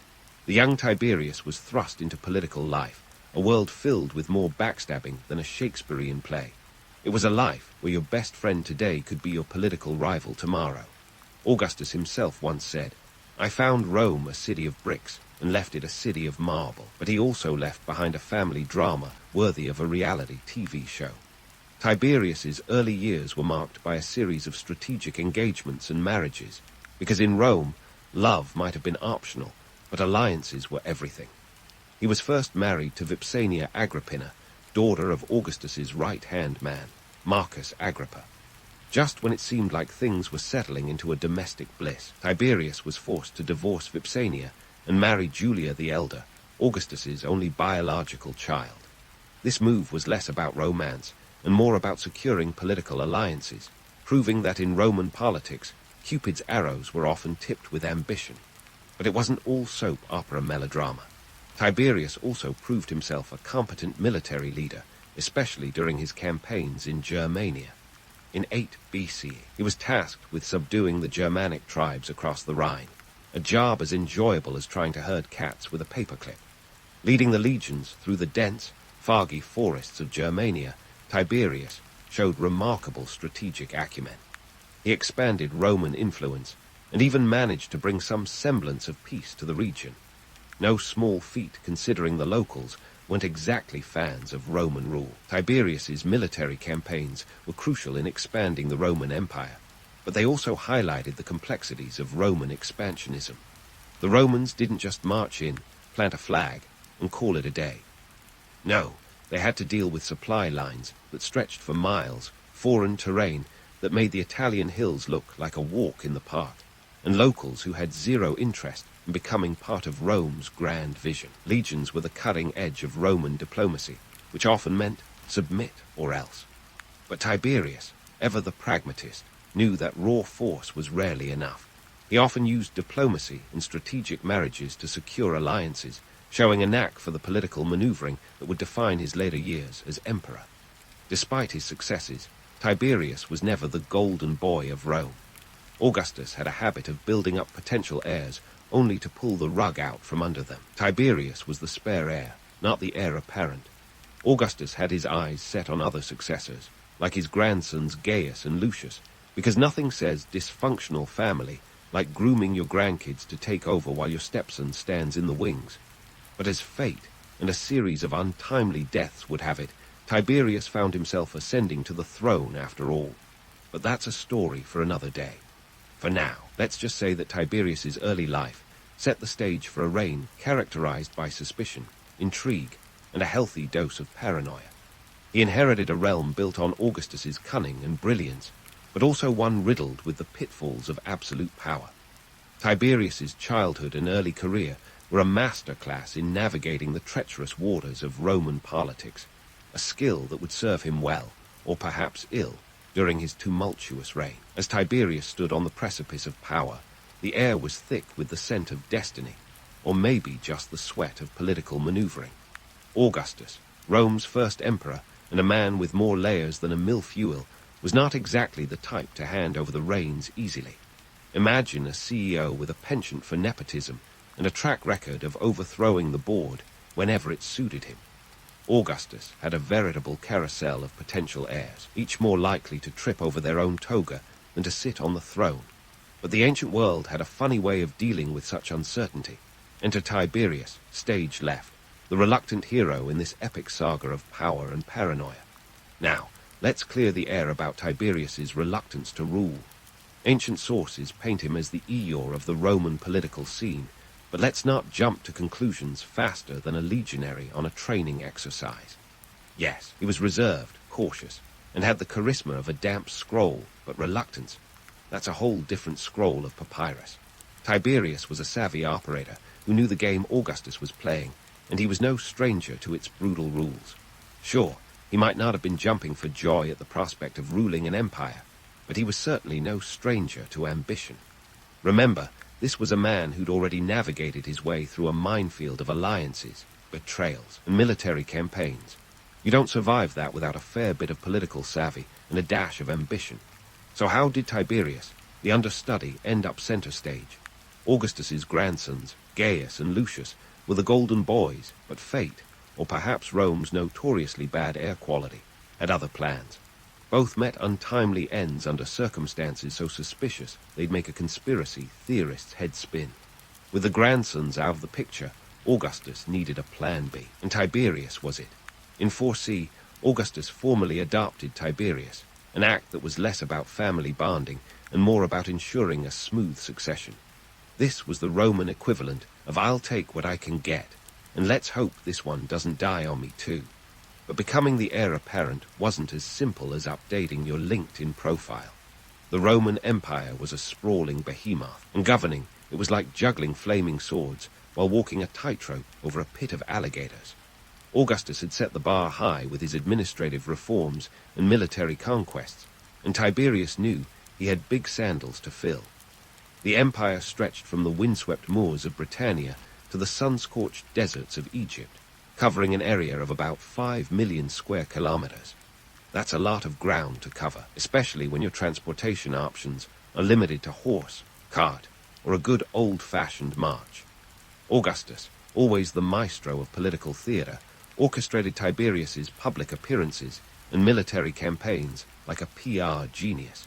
He sent Tiberius back to Germania in 4 CE, a region that had become the empire's equivalent of a black hole for legions. But Tiberius had already proven himself capable there, and Augustus needed to remind Rome that Tiberius wasn't just another pretty face, or more accurately, a stoic one. The campaign was a resounding success, with Tiberius extending Roman influence and securing the Rhine frontier. It was like a greatest hits tour for a military commander. Same audience, different barbarian tribes. Yet despite these achievements, Tiberius's image was a tough sell. He lacked the charm of Julius Caesar, the flair of Augustus, and the populist appeal that the Roman mob adored. He was the broccoli of Roman politics, good for the state, but not exactly the crowd favorite. Augustus didn't help matters by casting Tiberius as the necessary, if uninspiring, heir. It was as if Augustus was saying, "He's not the hero Rome deserves, but he's the one we've got." But behind this reluctance, narrative, was a man who understood the weight of the imperial toga and was prepared to wear it, even if it chafed a bit. The transition from princeps-in-waiting to emperor wasn't all laurels and triumphs. Augustus's death in 14 CE marked the end of an era, and Tiberius stepped into a power vacuum that could have sucked in a lesser man. Augustus left behind a will, because nothing says, "I trust you," like a legally binding document, to secure Tiberius's position as emperor. The Senate, which was about as trustworthy as a fox in a henhouse, ratified Tiberius's position, not so much out of loyalty, but because Augustus had made it politically suicidal to do otherwise. Augustus's wish was Tiberius's command, but the Senate had its own agenda, and Tiberius was keenly aware of the political landmines lurking beneath the marble floors of the Curia. Tiberius's ascent was a case study in the art of compromise and consolidation. He was no Augustus, but he was shrewd enough to recognize the importance of continuity. His approach to governance was less about grand reforms and more about maintaining the status quo. The Roman economy, bolstered by Augustus's fiscal policies, was a beast that needed careful handling. Tiberius was frugal, a trait that earned him respect from some and derision from others. He was the type who'd rather save a sestrius than spend it on lavish games or construction projects. In a city known for its excess, Tiberius's thriftiness was about as popular as a tax increase. But here's where the myth-busting gets juicy. Tiberius wasn't just some reluctant ruler dragged to the throne kicking and screaming. He engaged in the political machinations necessary to secure his position. He knew the Senate was a den of vipers, so he played the game with the skill of a seasoned gladiator. Far from being an unwilling pawn, Tiberius was a strategist who understood that the best way to keep the Senate in check was to keep them guessing. He maintained a delicate balance of power, ensuring that no one faction became too dominant. It was a chess game played on a board as vast as the empire itself. Tiberius's relationship with Augustus was complex, a mix of admiration, resentment, and obligation. Augustus was both mentor and rival, a figure whose shadow loomed large over Tiberius's reign. Augustus had rewritten the rules of Roman politics, and Tiberius was tasked with enforcing them. He inherited an empire that was Augustus's masterpiece, but also his legacy to uphold. It was a burden as much as a blessing. and Tiberius had to navigate the expectations of an empire that demanded both stability and spectacle. As Tiberius settled into his role, the realities of Roman leadership became starkly apparent. The emperor was not just a ruler, but a living symbol of the empire's might and majesty. The people demanded bread and circuses, the Senate demanded deference, and the provinces demanded attention. It was a juggling act worthy of an Olympic medal. Tiberius's reign was a testament to the complexities of power, a reminder that the path to the throne was often paved with compromise and cunning rather than sheer conquest. So, was Tiberius truly reluctant, or was he simply pragmatic? The truth, as always, lies somewhere in the middle. He may not have been the exuberant ruler Augustus was, but he was a realist who understood that ruling an empire was less about personal glory and more about keeping the ship steady in turbulent waters. And with that, we leave Tiberius at the helm of Rome, steering the empire through the stormy seas of politics and power, a tale that's far from finished. Now, let's dive into the nitty-gritty of Tiberius's reign, the kind of details that reveal why he's such a captivating yet controversial figure in Roman history. The man was a paradox wrapped in a toga, both a reformer and a recluse, a pragmatist and a paranoid. As the second emperor of Rome, his rule was a balancing act between maintaining Augustus's legacy and addressing the economic realities of an empire that was as expensive to run as it was expansive. First, let's talk money, because if there's one thing that keeps empires humming, it's cold, hard cash. Tiberius inherited a Rome that loved its grandeur almost as much as it loved its gossip. The city was a living, breathing display of opulence, with marble monuments and lavish games that could make the Super Bowl halftime show look like a backyard barbecue. But maintaining this luxurious facade came with a hefty price tag. Augustus had left Rome with a treasury surplus of around 7 billion sesterces, an eye-watering sum to be sure, but one that needed careful management to sustain. Enter Tiberius, the emperor with a reputation for being tighter with the purse strings than a legionary guarding his last ration of wine. His fiscal policies were the ancient equivalent of a financial cleanse, cutting back on extravagant expenditures and focusing on bolstering Rome's coffers. He was the Scrooge McDuck of the Roman Empire, swimming in a vault of sesterces, while the Senate and the Roman populace grumbled about fewer public spectacles. Tiberius's austerity measures weren't popular, but they were prudent. He knew that a stable economy was the backbone of a strong empire, even if it meant sacrificing a bit of public adoration. But let's not paint Tiberius as a miserly emperor who pinched pennies just for kicks. His economic policies reflected a deep understanding of the empire's needs. He recognized that Rome's prosperity depended not just on military might, but on a functioning bureaucracy and a well-maintained infrastructure. Tiberius invested in roads and aqueducts, projects that didn't have the immediate wow factor of a gladiatorial game, but were crucial for the empire's long-term stability. He also reformed the tax system, aiming for a more equitable distribution that could help keep the provinces content, or at least less rebellious. While Tiberius was steering Rome's fiscal ship with the precision of a veteran helmsman, he was also navigating the treacherous waters of its politics. His administrative reforms were a masterclass in subtlety and control. Tiberius understood the importance of a competent bureaucracy, so he streamlined the administration, centralizing power in a way that ensured no ambitious senator could amass enough influence to challenge him. This was the Roman political equivalent of keeping your friends close and your enemies closer, and maybe a little too close for comfort. Yet, despite his efforts to maintain a stable and secure empire, Tiberius's reputation took a nosedive faster than a chariot in a crash. The Roman historian Tacitus painted him as a tyrant, a ruler whose later years were spent in a haze of paranoia and cruelty. But was Tiberius truly the monster Tacitus described, or is there more to the story? Here's where we have to separate the salacious myths from the sobering truths. Let's address the elephant in the room, or rather, on the island. In 26C, Tiberius retreated to the island of Capri, leaving the day-to-day running of the empire to his trusted praetorian prefect, Sejanus. Capri was a place of stunning beauty with its azure waters and rugged cliffs, but Tiberius's retreat was more than just a picturesque escape. It was a strategic withdrawal, a move that has sparked endless speculation and plenty of juicy rumors.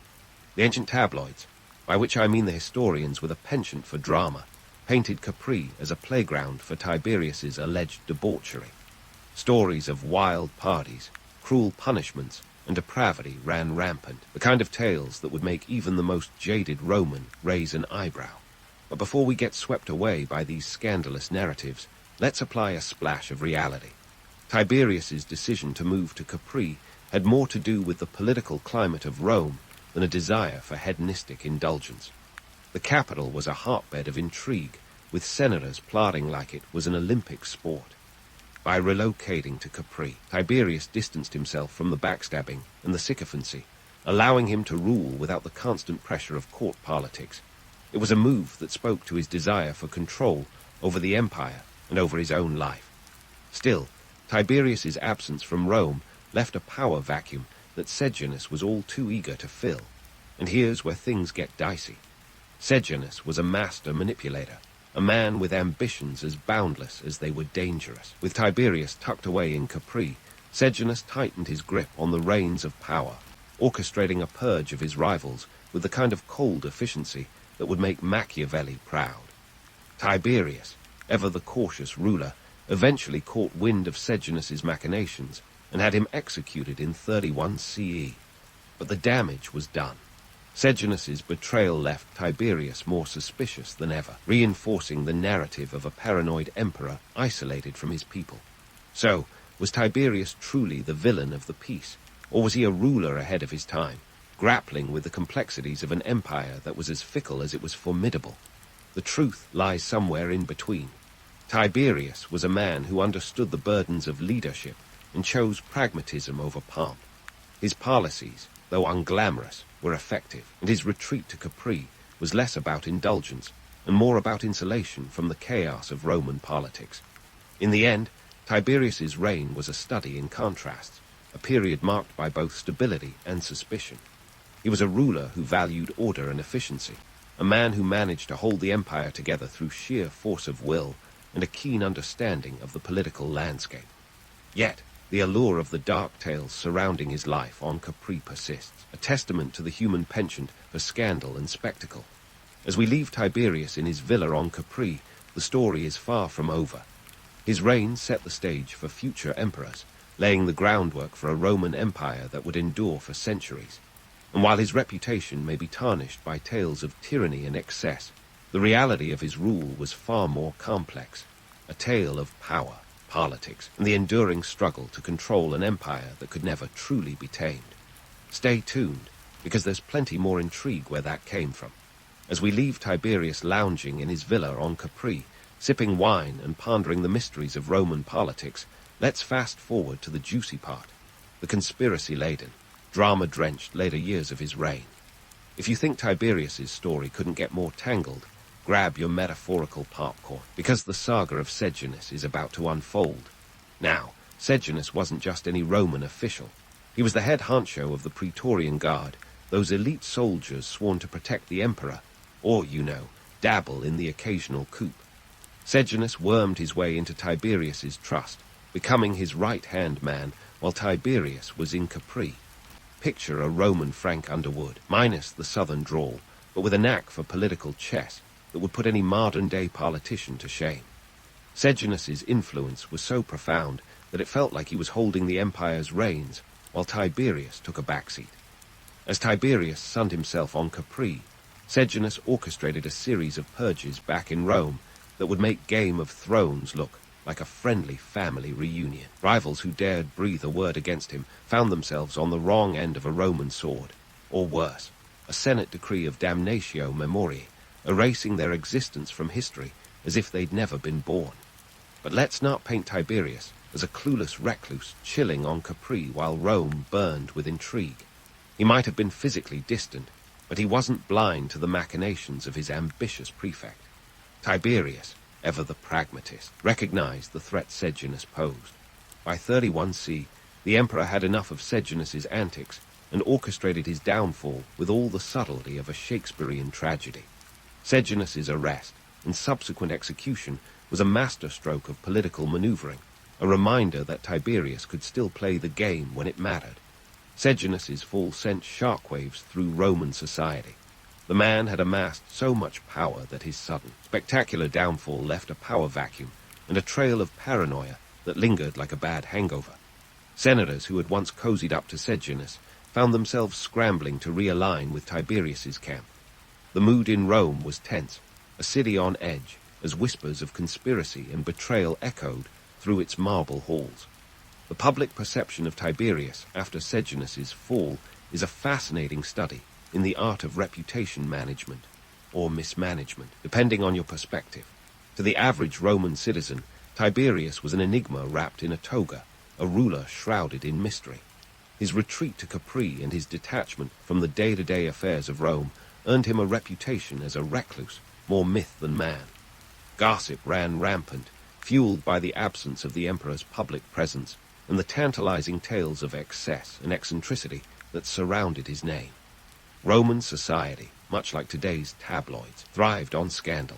In the absence of concrete facts, rumors grew wild and unchecked.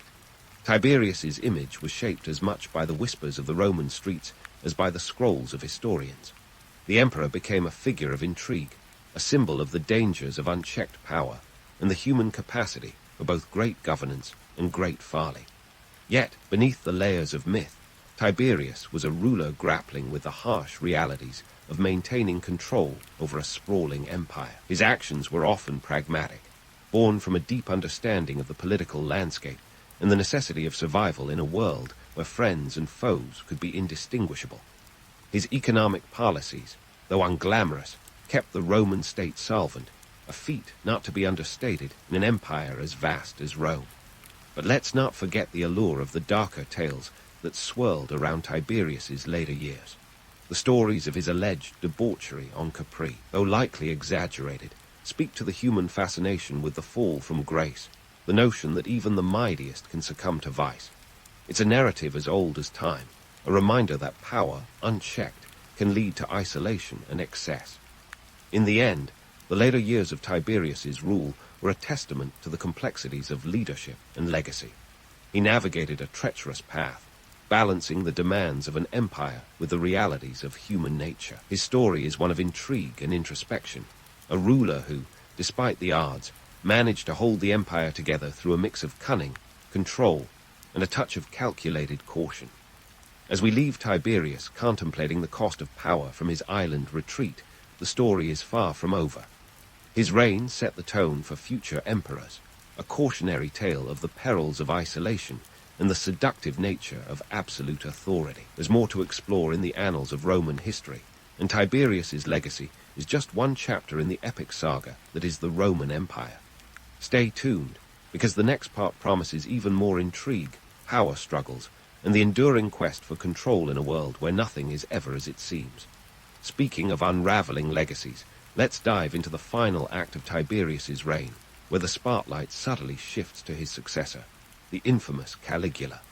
Now, if Tiberius was the stoic emperor with a penchant for pragmatism, Caligula was the rock star of the Julio-Claudian dynasty, complete with a reputation for wild excess and theatrical madness. But hold your horses, or should I say, your favorite racehorse, Insidatus, whom Caligula famously considered making a consul. Before we get swept up in Caligula's colorful antics, let's sort out how Tiberius's rule paved the way for his chaotic heir. Tiberius, in his own peculiar way, managed to maintain stability in an empire that stretched across 3 continents and included around 70 million subjects. His economic policies, though about as exciting as a Roman census, were the foundation upon which future emperors would build, or in some cases, squander.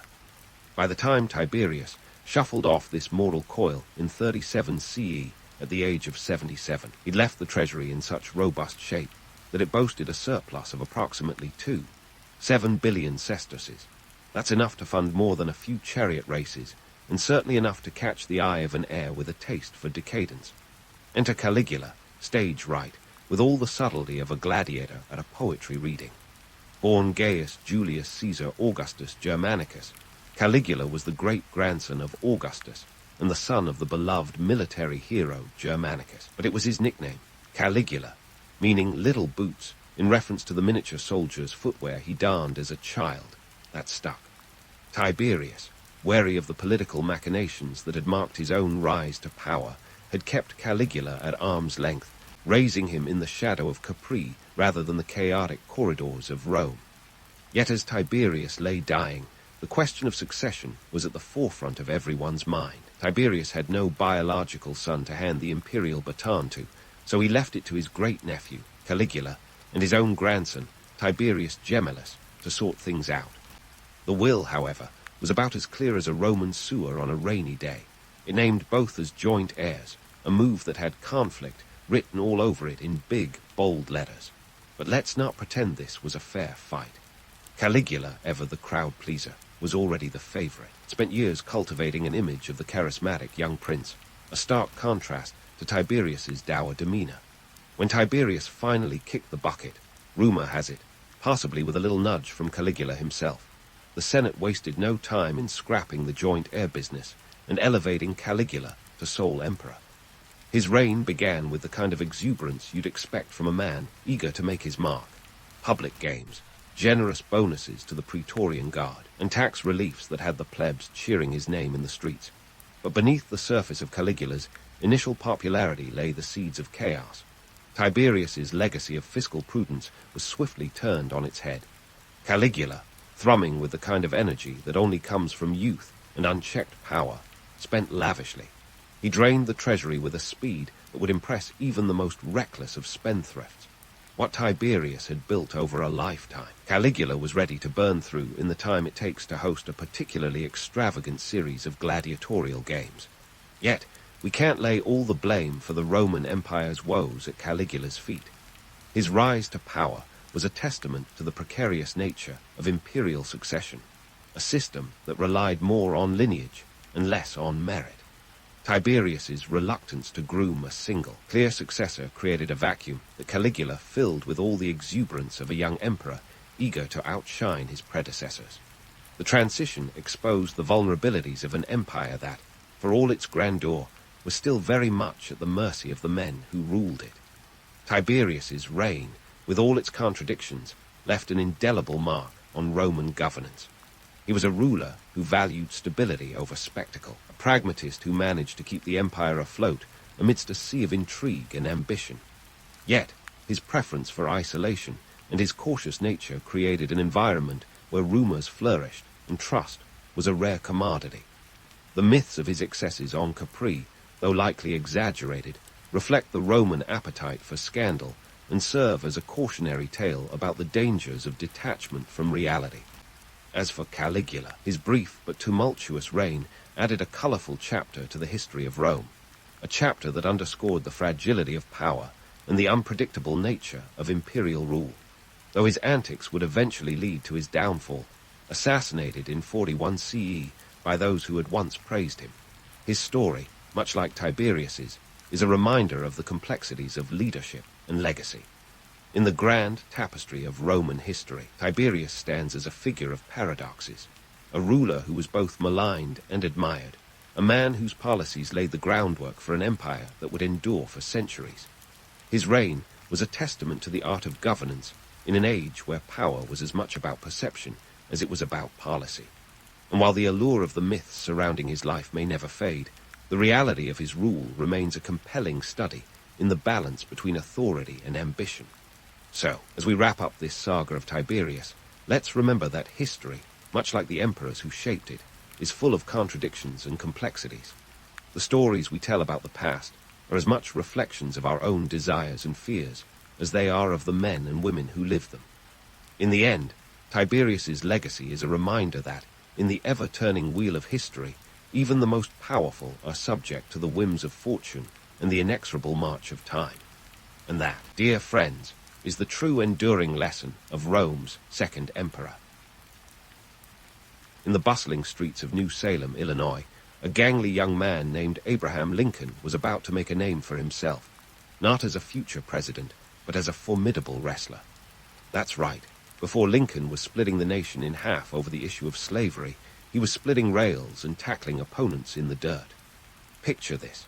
It was 1831, and Lincoln, standing at a towering 6'4", was already an anomaly in a world where the average man barely hit 5'7". But height wasn't his only advantage. He had a reputation for being as strong as an ox and twice as stubborn. Now, don't let the stovepipe hat and solemn portraits fool you. Young Lincoln was a bit of a ruffian, known for his sharp wit and even sharper elbows. In New Salem, he found himself in a tussle with the local tough guy, Jack Armstrong, leader of the Clary's Grove Boys, a group known for their less-than-gentlemanly conduct. The showdown was like something out of a Wild West tale, with the whole town gathering to see who would come out on top.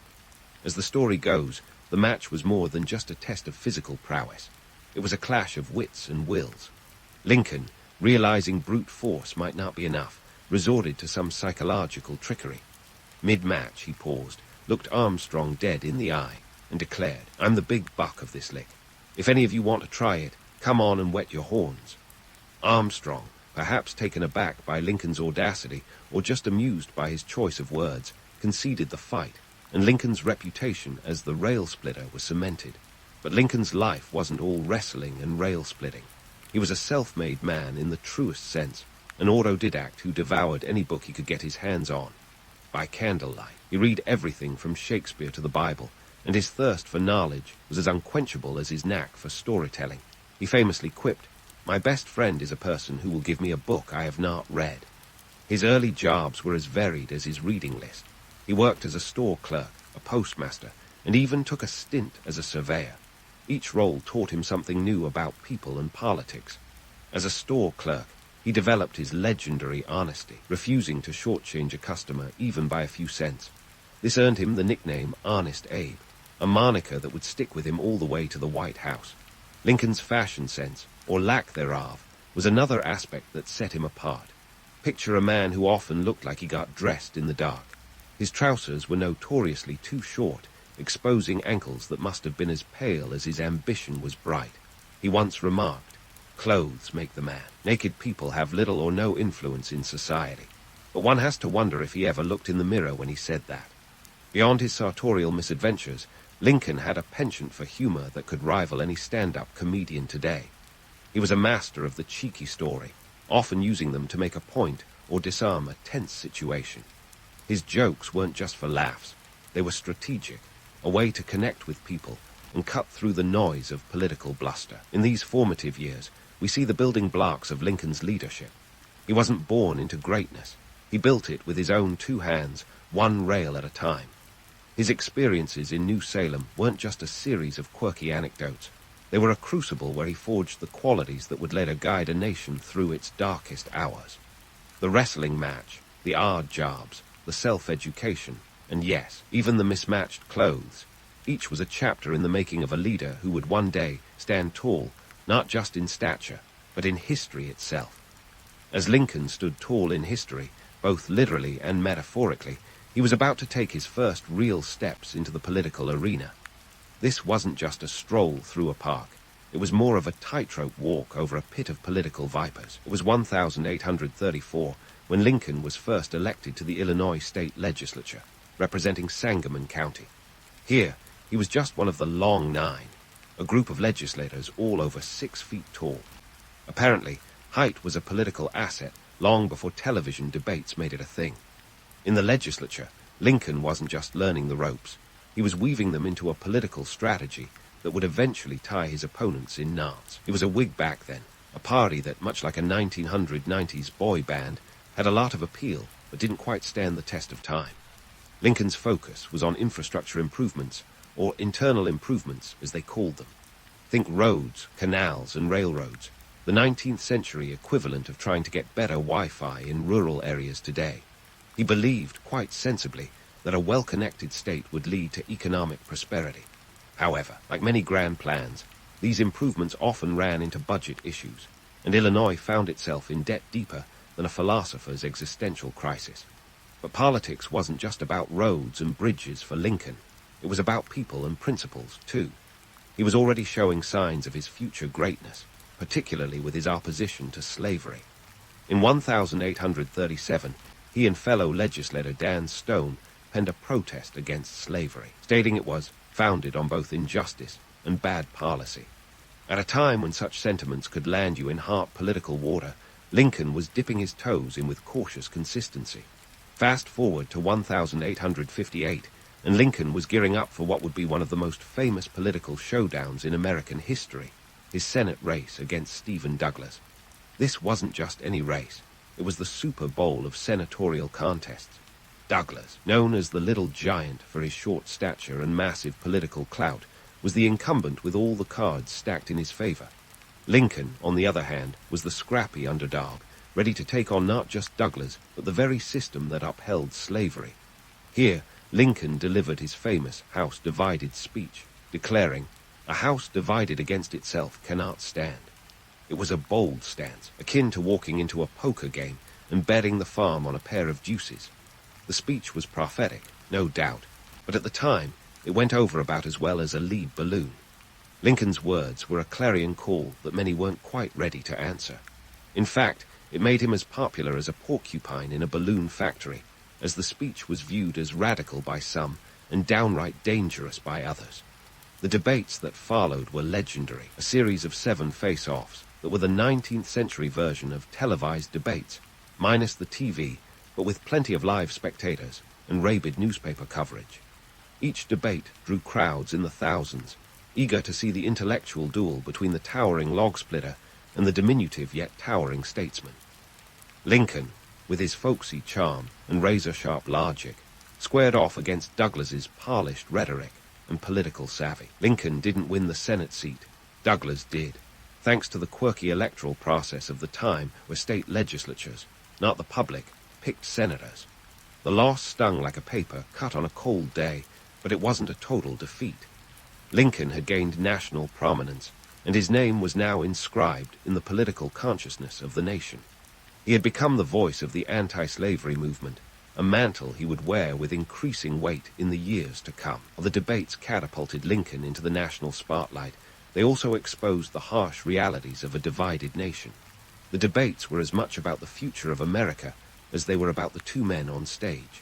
Lincoln's eloquence and moral clarity began to resonate with a public increasingly uneasy about the spread of slavery.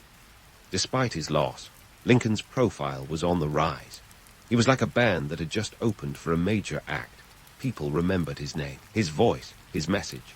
And while the debates were ostensibly about the Senate, they were really a precursor to the much larger stage on which Lincoln would soon find himself.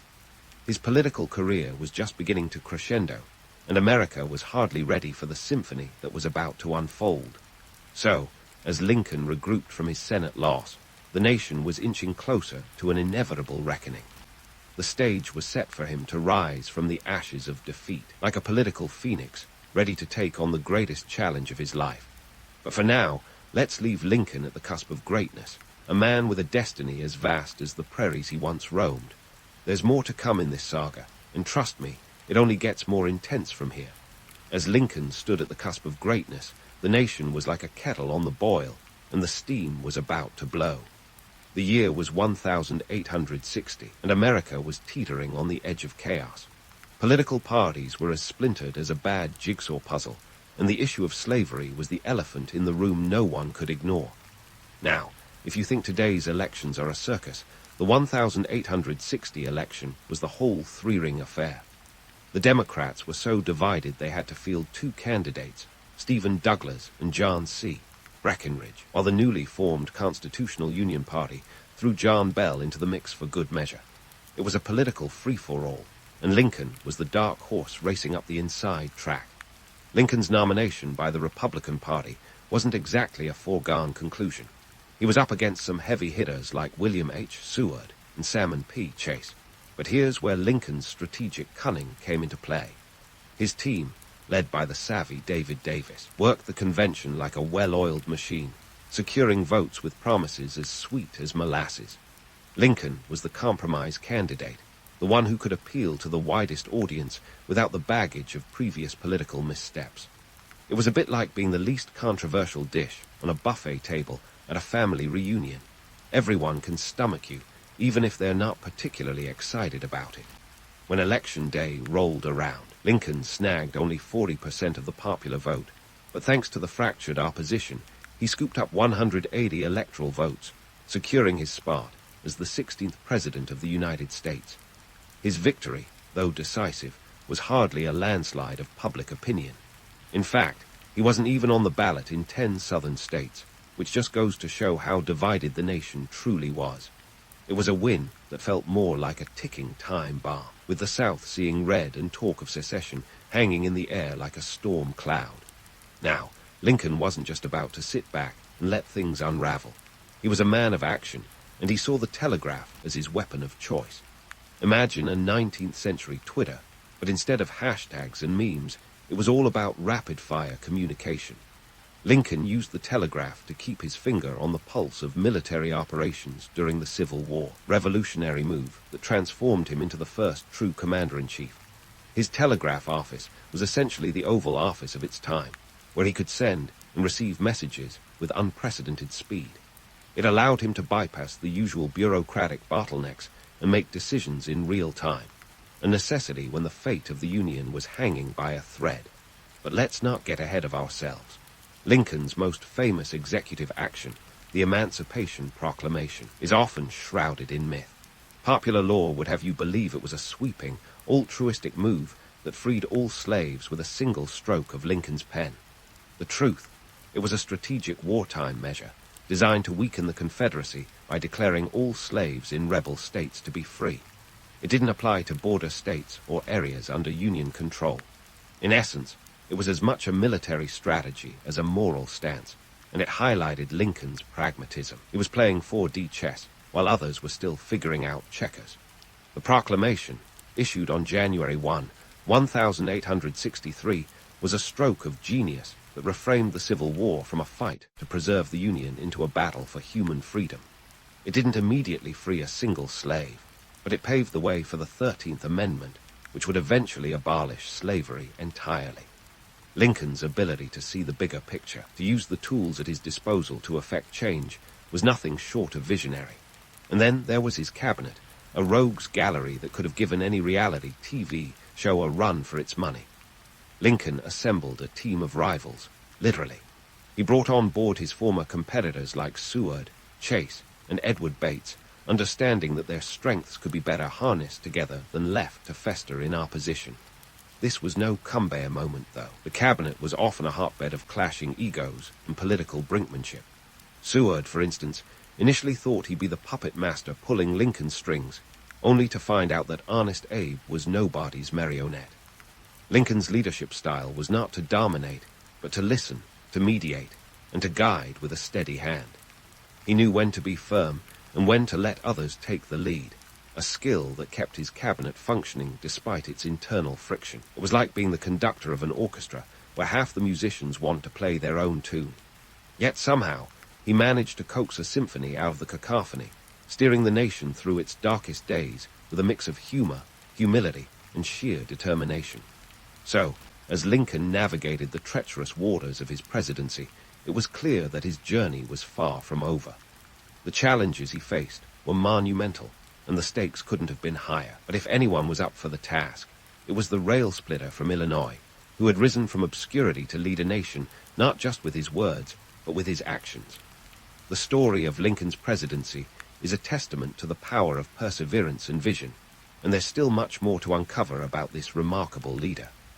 Stay tuned, because the saga is far from concluded, and the next chapters promise to be as riveting as the ones that came before. As Lincoln navigated the treacherous waters of his presidency, juggling the chaos of wartime politics and the volatile personalities in his cabinet, he found himself on a battlefield of a different sort.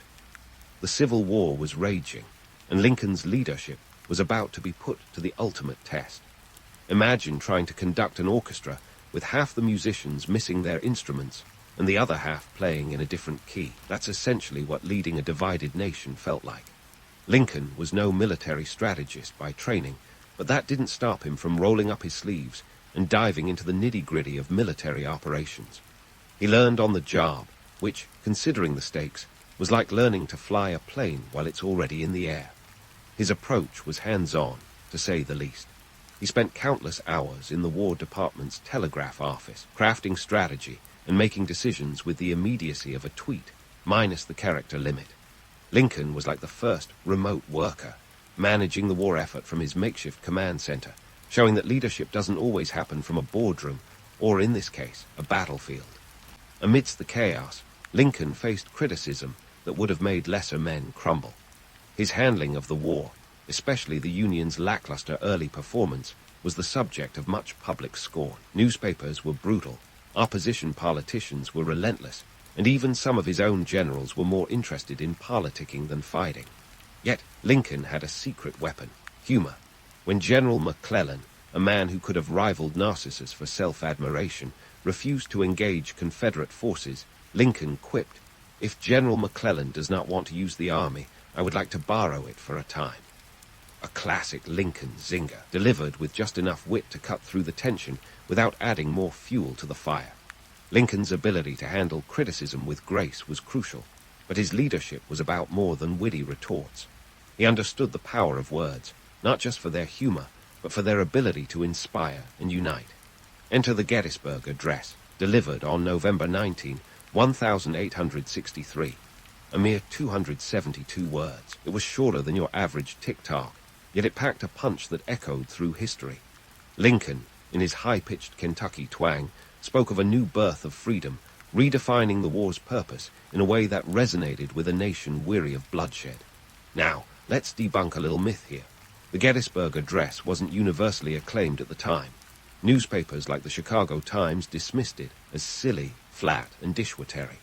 But over time, its brevity and clarity turned it into a cornerstone of American identity, a reminder that sometimes less really is more, even when it comes to presidential speeches. Lincoln's leadership during the Civil War was a balancing act between moral vision and political pragmatism. He had to keep the border states in the Union, placate radical Republicans, and manage a fractious cabinet, all while dealing with generals who sometimes seemed more adept at losing battles than winning them. The personal toll was immense. Lincoln aged rapidly, his face lined with the weight of the casualties and the horrors of war. The war wasn't just fought on the battlefield. It was a political slugfest, with Lincoln at the center of the ring. He faced immense pressure to negotiate peace with the Confederacy, but he stood firm, understanding that a divided nation would only lead to more conflict down the road. His resolve was like the steel of the railroads he once championed, unyielding and vital to the nation's future. And let's not forget the personal losses that humanized him. In 1862, his beloved son Willie died of typhoid fever, a blow that left Lincoln and his wife Mary Todd devastated. Grief-stricken, Lincoln found solace in his work, pouring himself into the war effort with renewed determination. The loss was a reminder that even the president was not immune to the tragedies that touched so many American families during the war. As the war dragged on, the political landscape was constantly shifting, and Lincoln had to be as nimble as a cat on a hot tin roof. The 1864 election loomed, and the nation was weary of conflict. Lincoln's chances of re-election seemed as slim as a twig in a hurricane. Yet, in a testament to his political acumen, he managed to secure a second term, a feat that spoke volumes about his ability to connect with the American people, even amid turmoil. Lincoln's hands-on approach, his humor, and his resilience under pressure were the hallmarks of his leadership. He was a man who understood the power of a good story, whether told on a battlefield or at a podium. His legacy was being forged in the fires of war, but the story was far from over. As the Union began to turn the tide, the challenges facing Lincoln were evolving, and the next chapter of this tumultuous saga was about to unfold. Stay tuned, because the journey of Abraham Lincoln is as riveting as any epic tale, with twists and turns that continue to captivate us to this day. As the Union forces began to turn the tide of the Civil War, Abraham Lincoln found himself at the pinnacle of a presidency that had been more roller coaster than smooth sailing. But just as the nation seemed on the brink of healing, tragedy struck, a plot twist that would see Lincoln's legacy catapulted into the stratosphere of American mythology. On April 14, 1865, just days after General Robert E. Lee's surrender at Appomattox Courthouse, Lincoln decided to catch a breath of fresh air at Ford's Theater. Here's where the story takes a dark turn fit for a Shakespearean drama. Enter John Wilkes Booth, an actor whose disdain for Lincoln was as deep as a villain's monologue. Booth, fueled by a toxic cocktail of Southern pride and personal vendetta, saw himself as Brutus to Lincoln's Caesar. He crept into Lincoln's barks and fired a single bullet, ending the life of a man whose leadership had been forged in the fires of conflict. Lincoln's assassination sent shockwaves through the nation. He was shot on Good Friday, which only added a layer of martyrdom to his image, like a biblical narrative woven into the very fabric of American history. Lincoln died the following day, April 15, 1865, at 7:22 a.m., leaving a nation to grapple with grief and the uncertain future of Reconstruction. Now, let's break down the myth-making machine that kicked into high gear following his death. Lincoln's assassination transformed him from a controversial figure into a national martyr overnight. The man who had been scorned and ridiculed by some during his presidency was suddenly canonized in the public consciousness. His death was a catalyst for the romanticization of his life, turning his humble beginnings and principled stand against slavery into the stuff of legend. But was Lincoln always the saint history often paints him as? The truth is more nuanced. He was a man of contradictions, a pragmatic politician whose moral compass often had to navigate the murky waters of political necessity. While he is celebrated for the Emancipation Proclamation, it's crucial to remember it was as much a military strategy as a moral declaration. And yet, it's this very complexity that makes Lincoln's legacy so enduring. He was a master of the long game, seeing beyond the immediate to the broader vision of a united nation. The myth of Lincoln as a near-divine figure was bolstered by his successors, and the media, eager to find a rallying point in a nation that had been fracturing at the seams. His funeral procession, a grand affair that wound its way through multiple states before reaching his final resting place in Springfield, Illinois, was attended by tens of thousands. It was a spectacle that underscored the enormity of the loss and the newfound unity in mourning.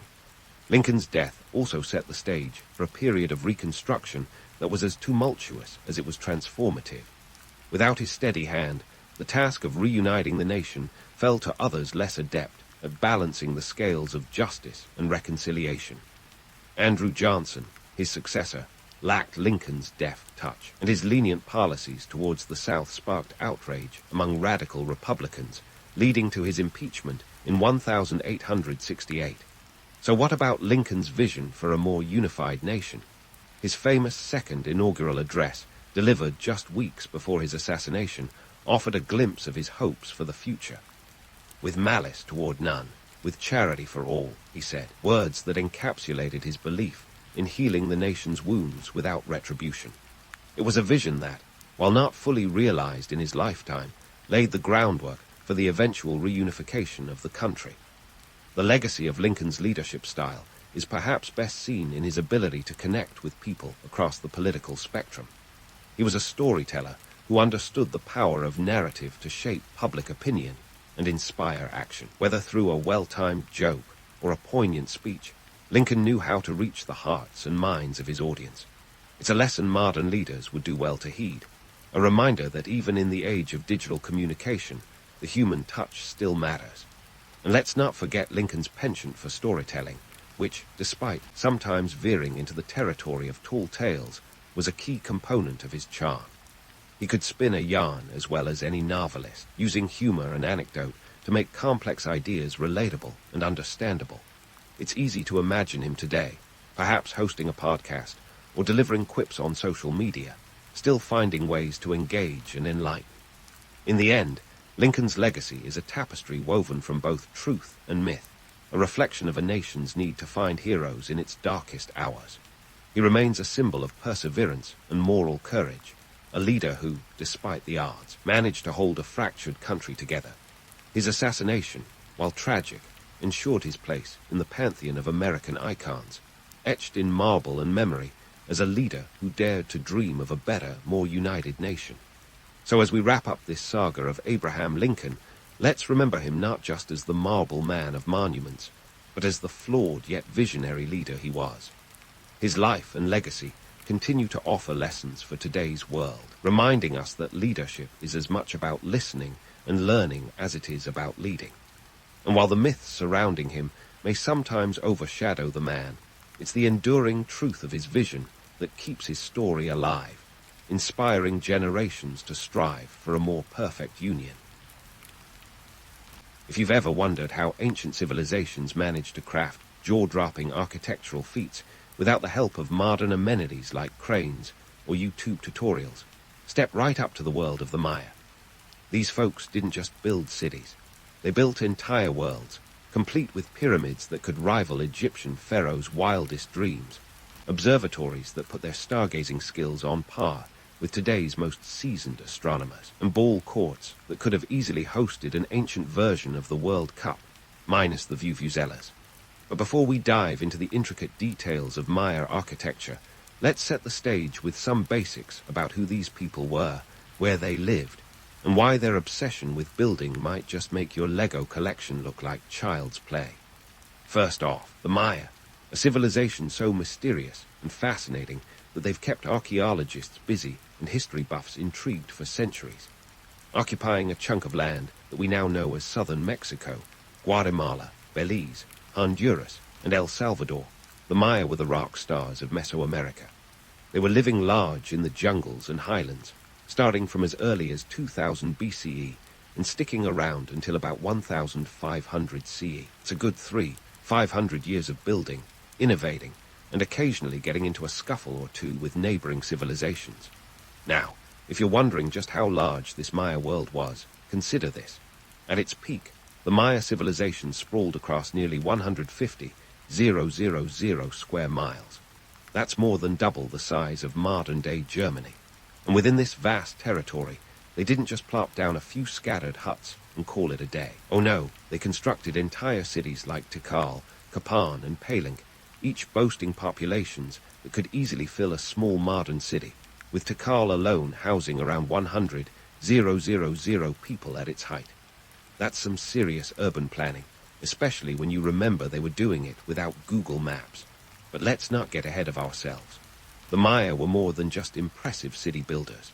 They were master astronomers, mathematicians, and artists, with a penchant for creating stunning murals and carvings that tell tales of gods, kings, and sometimes the mundanity of everyday life. They had their own writing system, known as hieroglyphs, which was as elaborate as it was beautiful, and their calendar system. Let's just say the 2012 end-of-world panic was a testament to its complexity and our modern-day misunderstanding. Spoiler alert, the world did not, in fact, end. Now, onto their architectural obsession. Why were the Maya so fixated on building structures that reached for the skies? The answer lies in a blend of religion, power, and a dash of healthy competition. For the Maya, architecture was a way to connect with the divine. Their pyramids weren't just massive stone piles for the sake of it. They were sacred mountains, meant to bridge the earthly realm with the heavens. These structures were often aligned with celestial events, allowing the Maya to keep track of solstices and equinoxes with a precision that would make today's calendar makers envious. And let's not forget the political angle. In a world where your neighbors were just as likely to be your allies as they were your rivals, having the tallest pyramid wasn't just about pleasing the gods.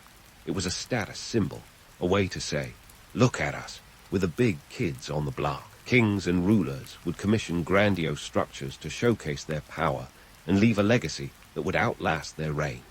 It was a way to flex, ancient style. To put things into perspective, think of the Maya's architectural feats as the skyscrapers of their time. Just as today's cityscapes are dominated by towering steel giants vying for the title of tallest building, the Maya cities were adorned with stone pyramids and temples reaching for the sky. The Temple Roman IV in Tikal stands at a whopping 230 feet, which might not sound like much compared to the Burj Khalifa, but for its time, it was the architectural equivalent of a mic drop. So, as we embark on this journey through the architectural wonders of the Maya, keep in mind that these structures were more than just a bunch of stones stacked together. They were the heart and soul of a civilization, a testament to human ingenuity and the desire to leave a mark on the world. And as we delve deeper into the specifics of their constructions, you'll see just how these ancient architects managed to pull off such feats without a single power tool. Spoiler, it involves a lot of manpower, a deep understanding of their environment, and a little help from the gods, or so they believed. As we step further into the world of Maya architecture, let's kick things off with their most iconic creations, the pyramids. And no, these aren't just Egyptian wannabes with a tropical twist. Maya pyramids are a different beast altogether, with each stone block whispering tales of divine connection, political power, and yes, a serious commitment to back-breaking labor. Enter El Castillo, the crown jewel of Chichen Itza. This isn't just any pyramid, it's an architectural marvel that would make even the most seasoned builders break into a sweat of admiration, or perhaps despair, knowing they'd have to replicate its precision without a laser level. Also known as the Temple of Kukulkan, this pyramid stands at about 98 feet tall, just shy of 10 stories. But it's not just a question of height. What makes El Castillo so mind-boggling is its mathematical precision. The pyramid features 4 stairways, each with 91 steps, plus the platform at the top. If you do the math, and I promise there won't be a quiz, that totals 365 steps, one for each day of the solar year. Coincidence? I think not. But there's more. Twice a year, during the spring and autumn equinoxes, a shadow in the shape of a serpent slithers its way down the northern staircase as the sun sets. It's as if the pyramid itself transforms into a celestial calendar, with the shadow representing the descent of Kukulkan, the feathered serpent deity. Talk about a showstopper. If you think your local planetarium puts on a good light show, imagine pulling this off with nothing but stone, sunlight, and a deep understanding of the cosmos. Now, let's have a moment of truth. This isn't just an ancient barned villain's lair, though it could probably fit the bill. The construction of these pyramids wasn't all celestial alignments and godly descents. The reality involved thousands of workers, endless limestone quarrying, and a logistical operation that would make modern project managers weep. The stone for El Castillo was transported, brace yourself for this, without the luxury of the wheel or pack animals. That's right.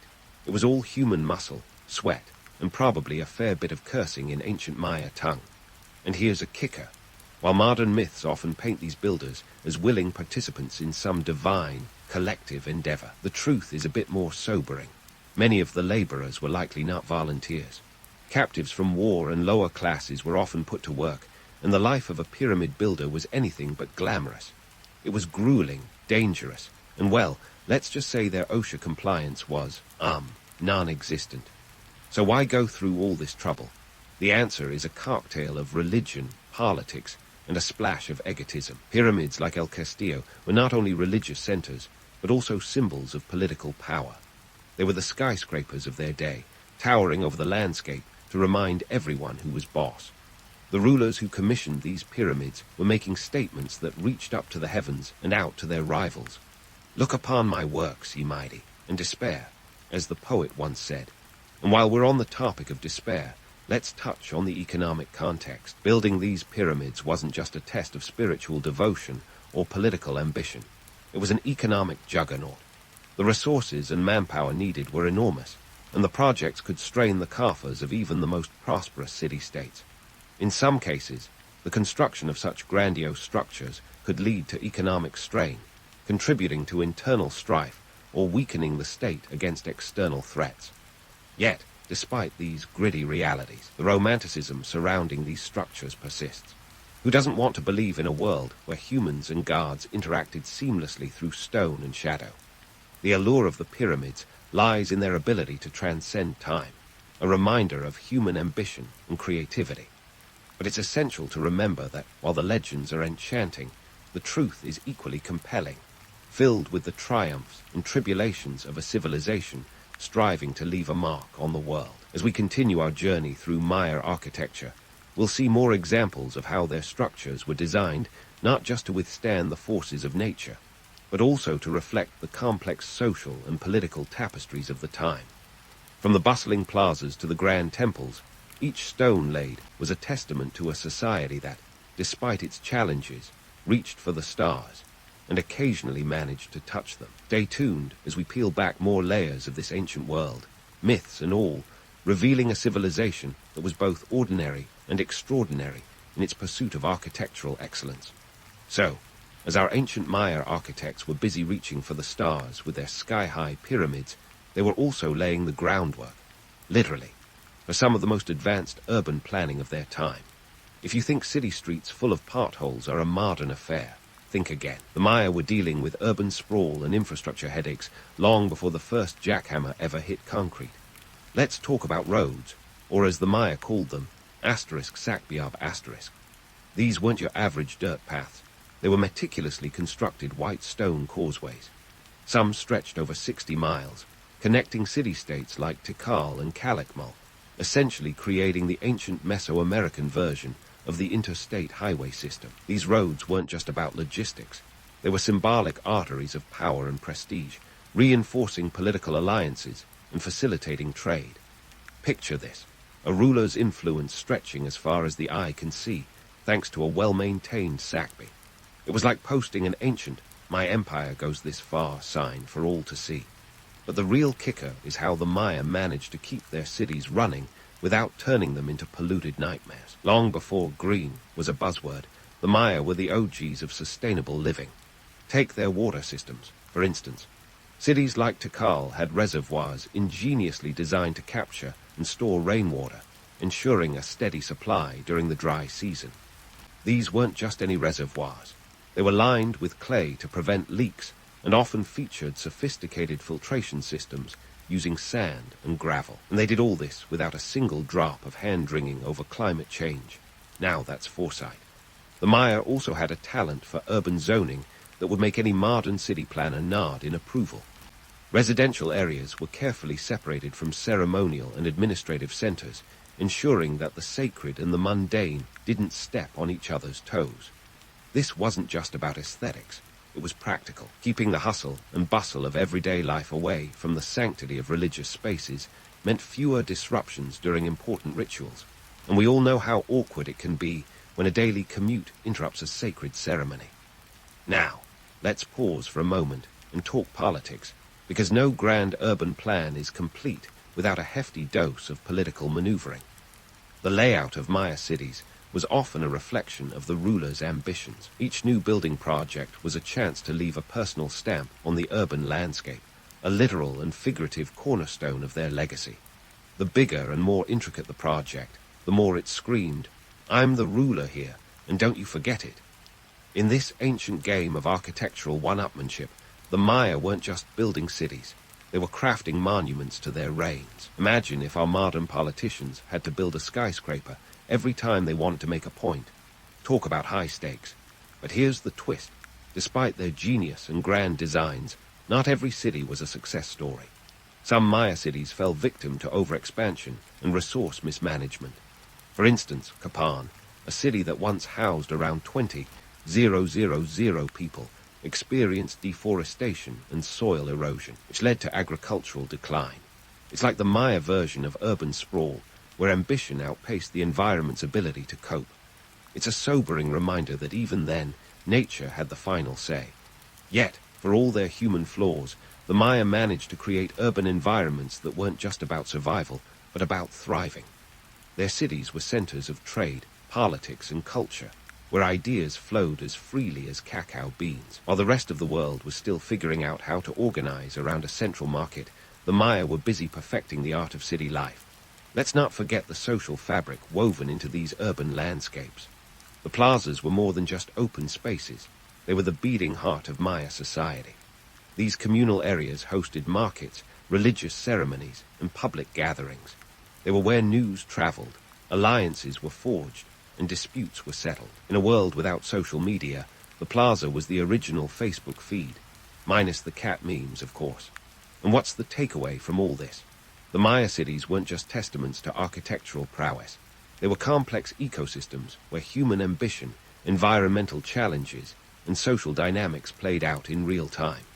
They remind us that the past wasn't just a simpler version of the present, but a complex tapestry of innovation, struggle, and triumph. As we continue our journey through the world of the Maya, keep in mind that every stone laid, every road built, and every plaza filled was a chapter in the story of a civilization that dared to defy the ordinary. The Maya didn't just leave behind ruins. They left behind lessons in resilience, creativity, and the relentless pursuit of something greater. And as we peel back more layers of this ancient world, we'll see just what it took to keep these cities not just surviving, but thriving in the heart of the jungle. So, stay tuned, because the Maya story is far from over. As we peel back the layers of Maya society, let's sidestep from the bustling plazas and take a closer look at the elite stomping grounds, the palaces and public buildings, If the pyramids were the skyscrapers, then these structures were the luxury condos and boardrooms where the real power games were played. Spoiler alert, these weren't just cozy homes with a chic Mesoamerican twist. They were the epicenters of political drama, societal maneuvering, and yes, the occasional royal tantrum. First up, let's talk about the grandiosity of these palaces. Forget the idea of a quaint little bungalow. We're diving into complexes that sprawled across acres. Take the palace of the governor in Uxmal, a 320-foot-long building that would make even the most seasoned real estate mogul nod in approval. Built around the 10th century, this architectural wonder isn't just about size.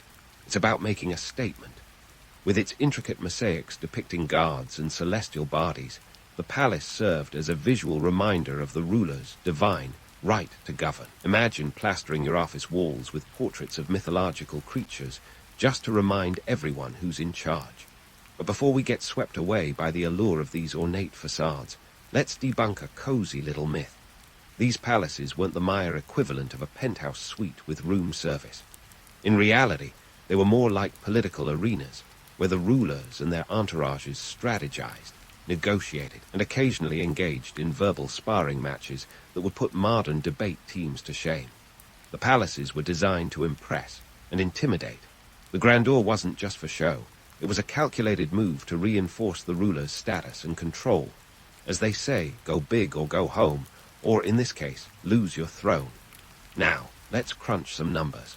Building these architectural masterpieces was no small feat. The stone blocks used in construction weighed anywhere from a few £100 to several tons.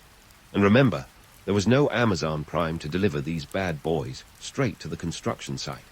The workforce, often comprised of conscripted laborers, faced the Herculean task of quarrying and transporting these stones, likely cursing their way through each back-breaking task.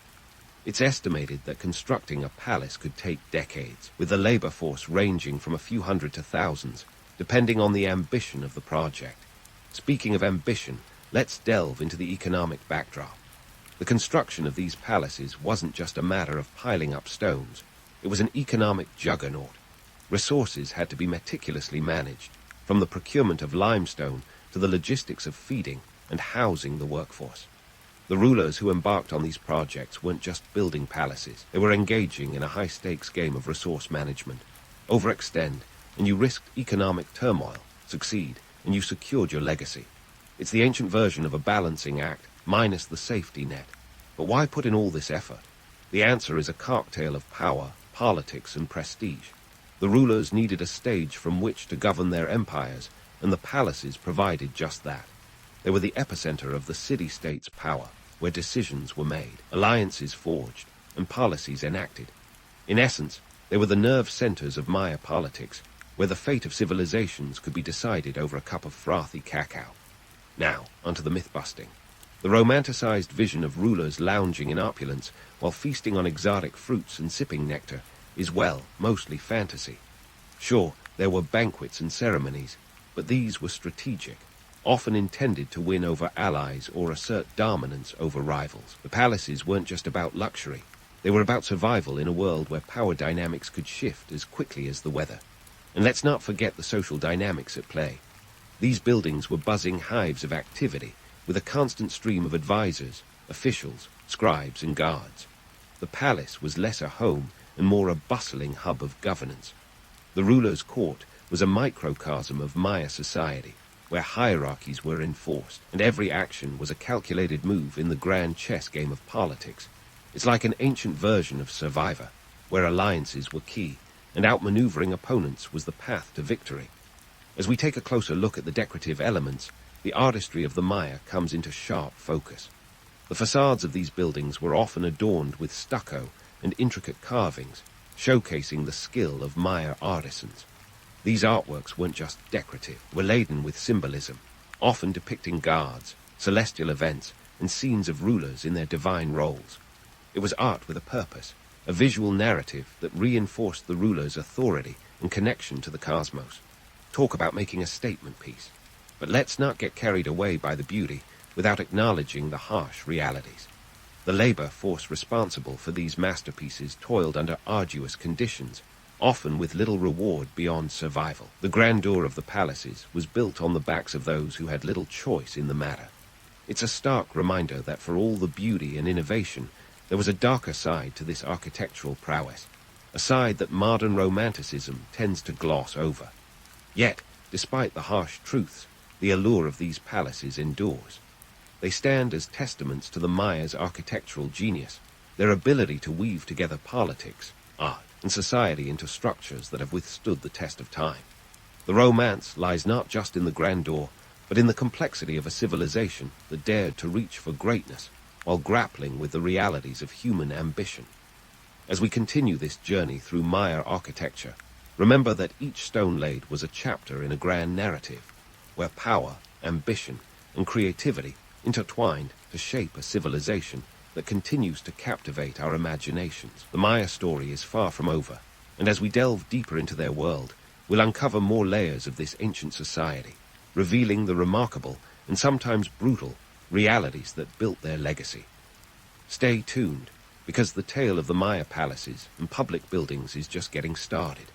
So, as we wrap up our deep dive into the palaces and public buildings of the Maya, it's time we step back and survey the broader landscape of their architectural legacy. The Maya weren't just building for the now. They were building for eternity, or at least trying to.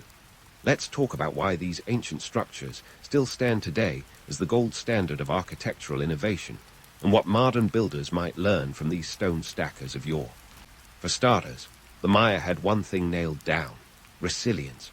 These folks knew a thing or two about constructing buildings that could withstand the test of time and the occasional jungle humidity. Take a look at their use of limestone, a material as abundant in the Maya region as avocado toast is in hipster brunch spots.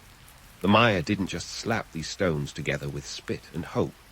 They used a mix of lime mortar that not only held everything in place, but also allowed the buildings to breathe, expanding and contracting with the weather like some ancient smart material. This is a lesson in sustainability that could make modern architects green with envy, and not just because of the eco-friendly vibe. But it's not just about the materials. The Maya had a knack for designing with nature rather than against it.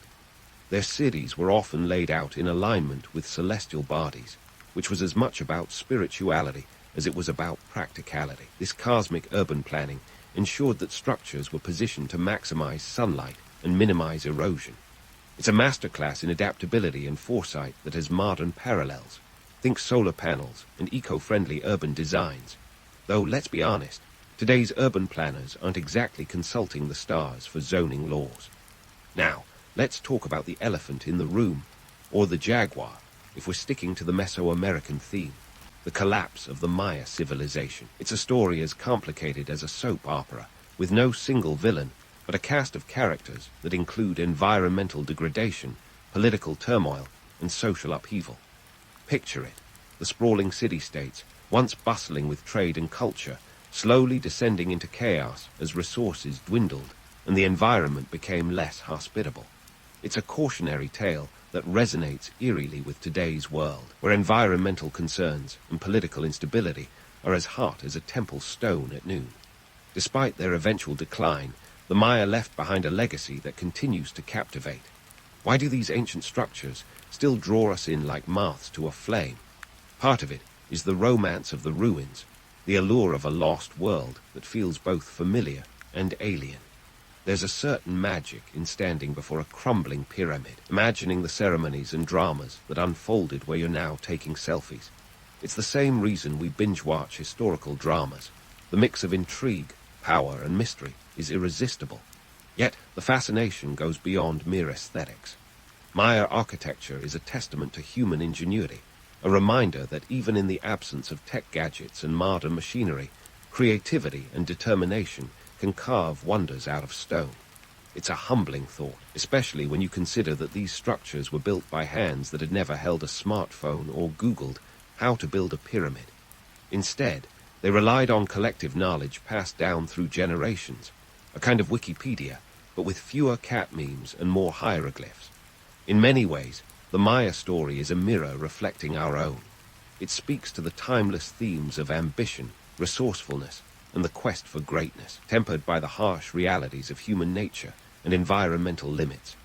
As we grapple with our own challenges, climate change, political division, economic inequality, there's something profoundly relevant in the lessons of the Maya. They remind us that while civilizations rise and fall, the desire to create, to leave a mark, and to reach for something greater is as ancient as the stones themselves. So, as we close this chapter on the architectural achievements of the Maya, let's not just marvel at their accomplishments, but also heed their warnings. The Maya built with a vision that extended beyond their time, crafting structures that continue to inspire and instruct.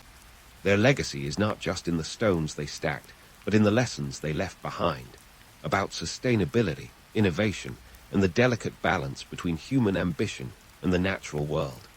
In the end, the Maya story is one of resilience and reinvention. It's a reminder that while civilizations may crumble, the spirit of creativity and the quest for knowledge endure. So next time you find yourself standing before a towering pyramid or navigating the bustling streets of a modern city, take a moment to consider the echoes of the past. The Maya may have faded into history, but their influence is very much alive, whispering through the stones and reminding us of the enduring power of human ingenuity. And with that, we've reached the end of our journey through the world of the Maya. It's been a ride filled with awe, intrigue, and a few myth-busting revelations. As we step back into the present, let's carry forward the wisdom of the past, using it as a compass to navigate the complexities of our own world. Because if there's one thing the Maya have taught us, it's that the pursuit of greatness is a journey worth undertaking, even if the path is often as twisted as a serpent's tail. Rome, the once unshakable titan of the ancient world, was having what we might call a midlife crisis. By the early 5th century, the Eternal City was more like the eternally exhausted city, struggling to keep up appearances as barbarians kept popping up like uninvited guests at a never-ending party. Enter the Visigoths, stage left, led by their charismatic frontman, Alaric I. In 410 AD, Alaric decided it was high time Rome got a little wake-up call. Forget flowers and chocolates. He went for a more dramatic gesture, sacking the city itself. Talk about making an entrance.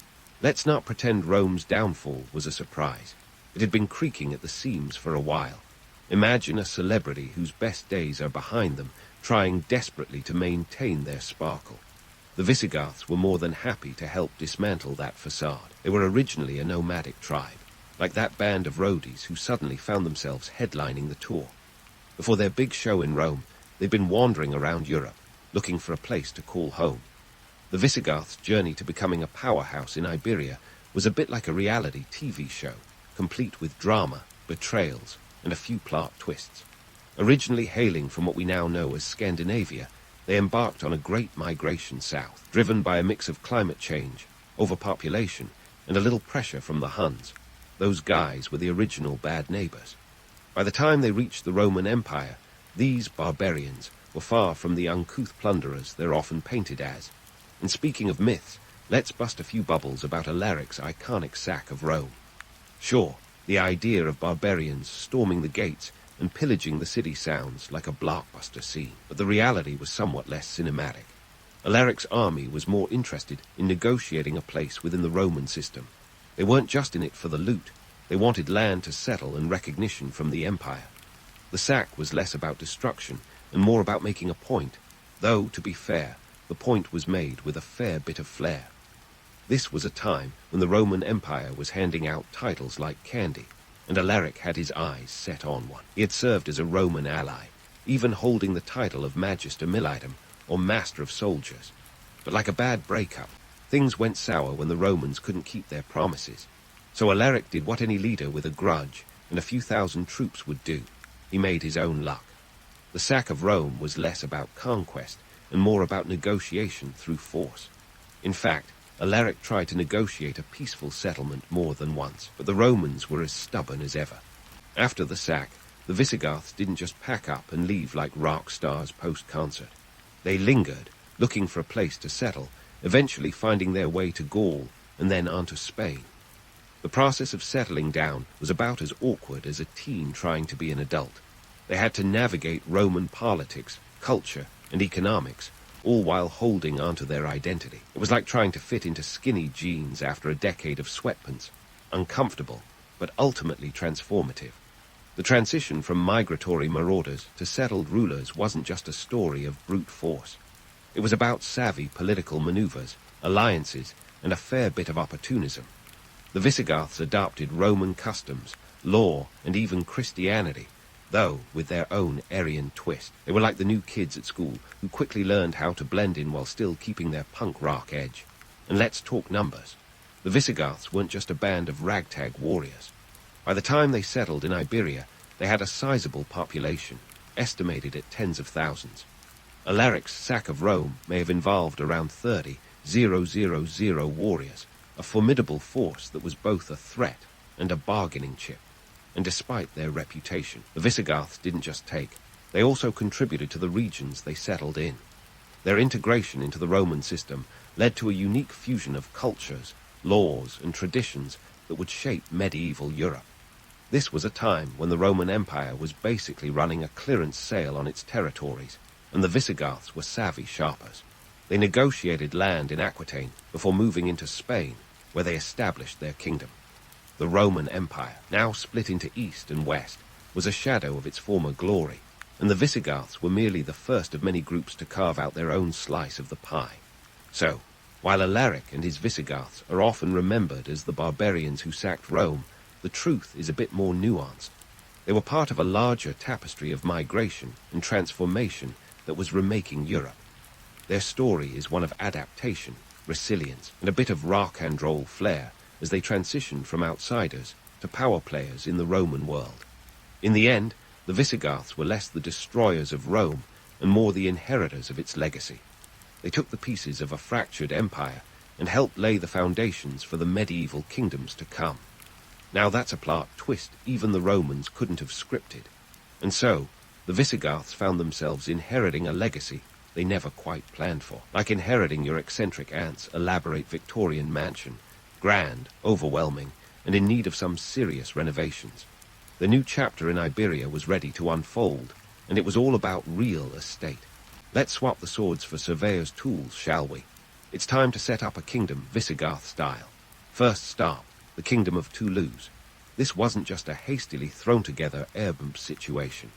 Nope, the Visigoths were playing the long game here. Toulouse wasn't in Iberia proper, but it was their springboard that brought them close enough to lay down roots in Spain.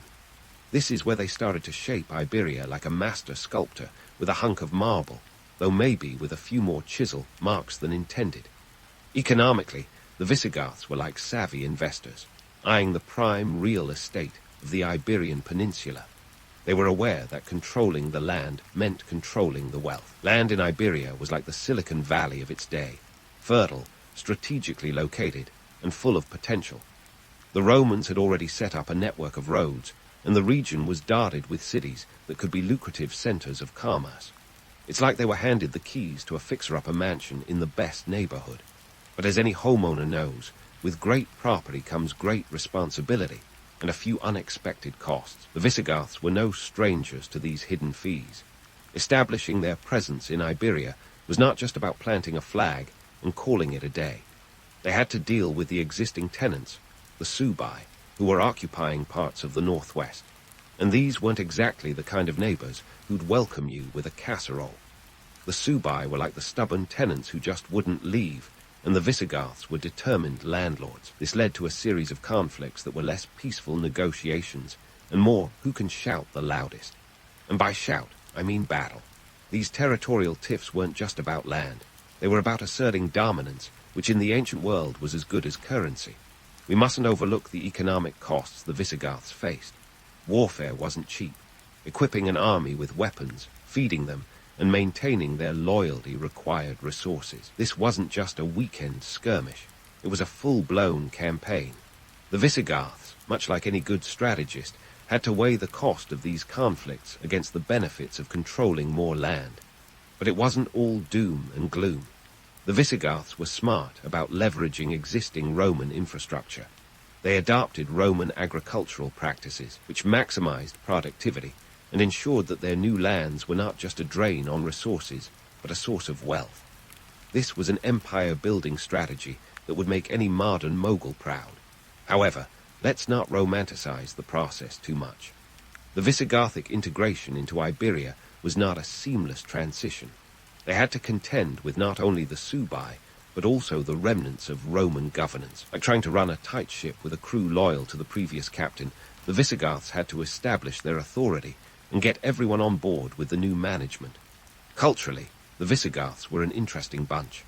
They didn't just impose their ways on the local population. Instead, they were like cultural chameleons, adapting to the Roman way of life while maintaining their own distinct identity. They adopted Christianity, but with an Arian twist, which wasn't exactly mainstream in the Roman world. It was like declaring themselves indie in a pop-dominated world, not always popular, but undeniably distinct. In terms of governance, the Visigoths were pragmatic. They retained much of the Roman administrative structure, realizing that reinventing the wheel was not necessary when the cart was already rolling. This strategy not only helped them maintain control, but also allowed for a smoother transition for the inhabitants of Iberia, who were used to Roman rule. By the early 6th century, the Visigothic kingdom was becoming a formidable power in its own right, although not without its internal challenges. Like any new kingdom, they had to contend with issues of succession and internal dissent. Kings like Euric and Alaric Roman II were pivotal in consolidating Visigothic power in Iberia. Euric, in particular, was a bit of a legal eagle, codifying laws to bring order to the kingdom. His code, the Codex Euricanus, was a blend of Roman and Germanic law, a legal cocktail that reflected the hybrid nature of the Visigothic state. But even as they tried to bring order to their kingdom, the Visigoths couldn't escape the occasional family feud. Internal power struggles were as common as a rainy day in London, and these disputes often played out on the battlefield. The allure of power was as intoxicating then as it is now, and everyone wanted a sip from the goblet of authority. The Visigoths' journey from nomadic tribe to established rulers in Iberia is a lesson in adaptation and resilience. They didn't just take over a territory, they embedded themselves into the fabric of the region, influencing its culture, economy, and politics, and while their methods were far from peaceful, their impact was undeniable. As we leave this part of the Visigothic saga, it's clear that their story is one of transformation. From the dusty trails of their migration to the bustling cities of Iberia, the Visigoths were a force to be reckoned with. But the story doesn't end here. There's more to explore as they continue to shape the destiny of not just Iberia, but all of Europe. Stay tuned, because the Visigoths' tale has more twists and turns than a medieval tapestry. So, with the Visigoths firmly planting their boots in Iberia and shaking up the neighborhood, it was time to put the finishing touches on this new kingdom. That means diving into their social scene, which, let's be honest, was more than just a medieval rave with swords. Enter the Visigothic code, a legal system that was their piece de resistance, a blend of Roman sophistication and Germanic flair. You could call it the legal equivalent of mixing leather jackets with togas, functional yet stylish.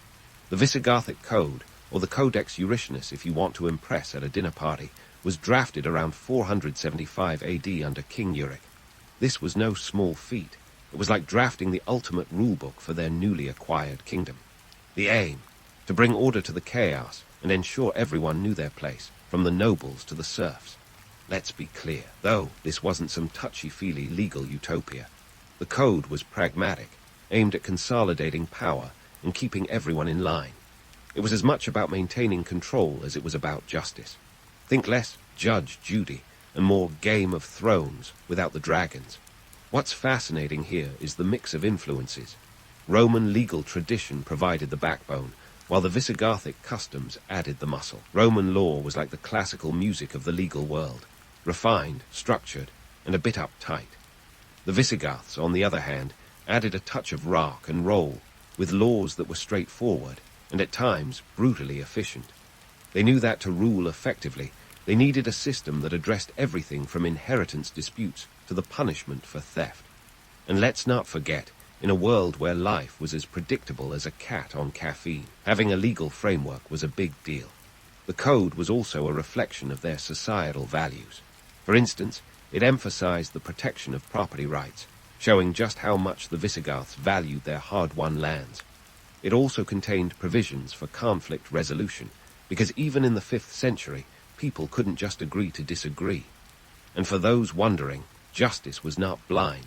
It was more like a hawk, sharp-eyed, and ready to swoop down on anyone stepping out of line.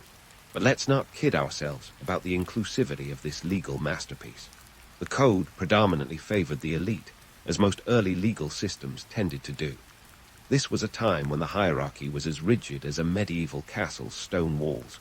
The king and his nobles were at the top, enjoying benefits that didn't exactly trickle down.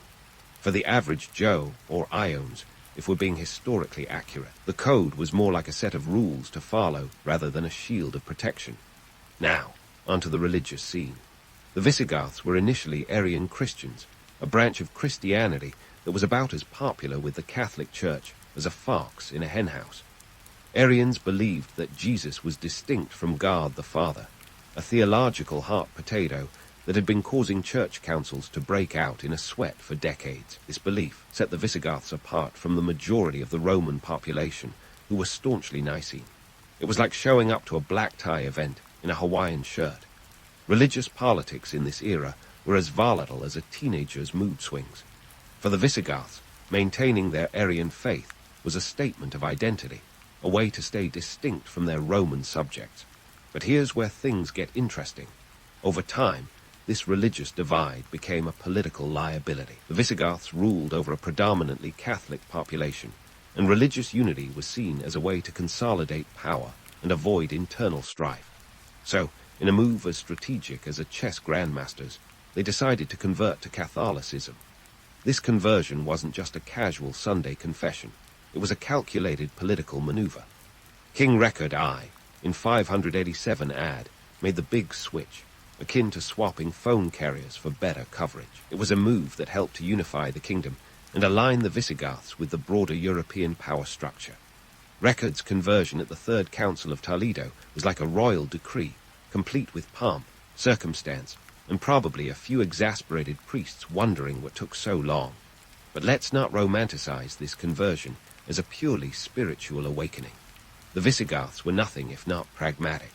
They saw the writing on the wall, or more accurately, the scrolls in the monasteries, and realized that religious unity could strengthen their grip on power. Converting to Catholicism was a way to integrate more effectively into the socio-political landscape of Europe. It was less about theological enlightenment and more about survival in a world where power was as fleeting as a knight's vow. Now, let's take a moment to appreciate the Visigoths' contribution to fashion. No, not in clothing, but in legal and religious reforms that would influence medieval Europe. Their legacy was like a patchwork quilt, a mix of Roman threads, Germanic patterns, and Christian motifs.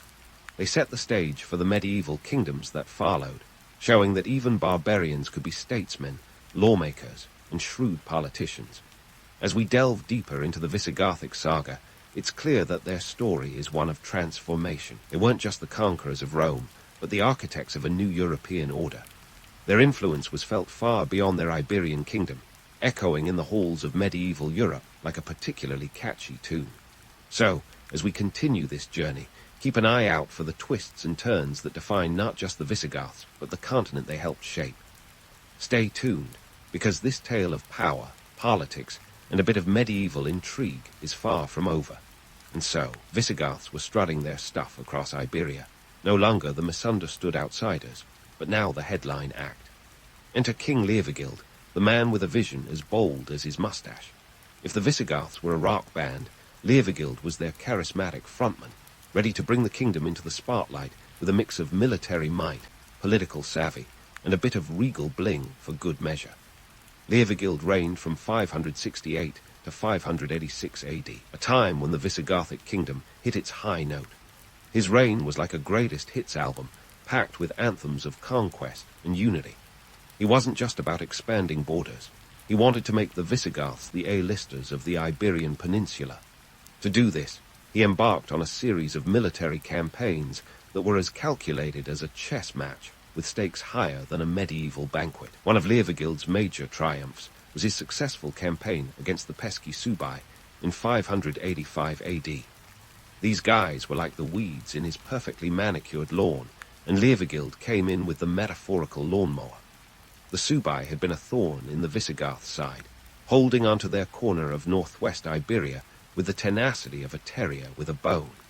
But Leovigild was having none of it. His campaign not only subdued the Suebi, but also brought their territory under Visigothic control, effectively doubling his kingdom's size. Talk about a power move. But it wasn't just about beating up the neighbors. Leovigild was on a mission to unify the kingdom, culturally, religiously, and politically. He aimed to make Visigothic the new cool, blending Roman traditions with their own customs, like mixing leather jackets with togas. He understood that to maintain a cohesive kingdom, he needed more than just military might. He needed a sense of shared identity, something that could bind his diverse subjects together. In terms of religious unity, Leovigild had a bit of a challenge. Remember the Arian Christians? Yeah, that was still a thing. But while earlier kings had converted to Catholicism to align with the majority of their subjects, Leovigild took a different approach. He tried to reconcile the Arian and Catholic factions under a unified Visigothic identity. It was like trying to host a party with both cats and dogs in attendance, an ambitious goal, to say the least.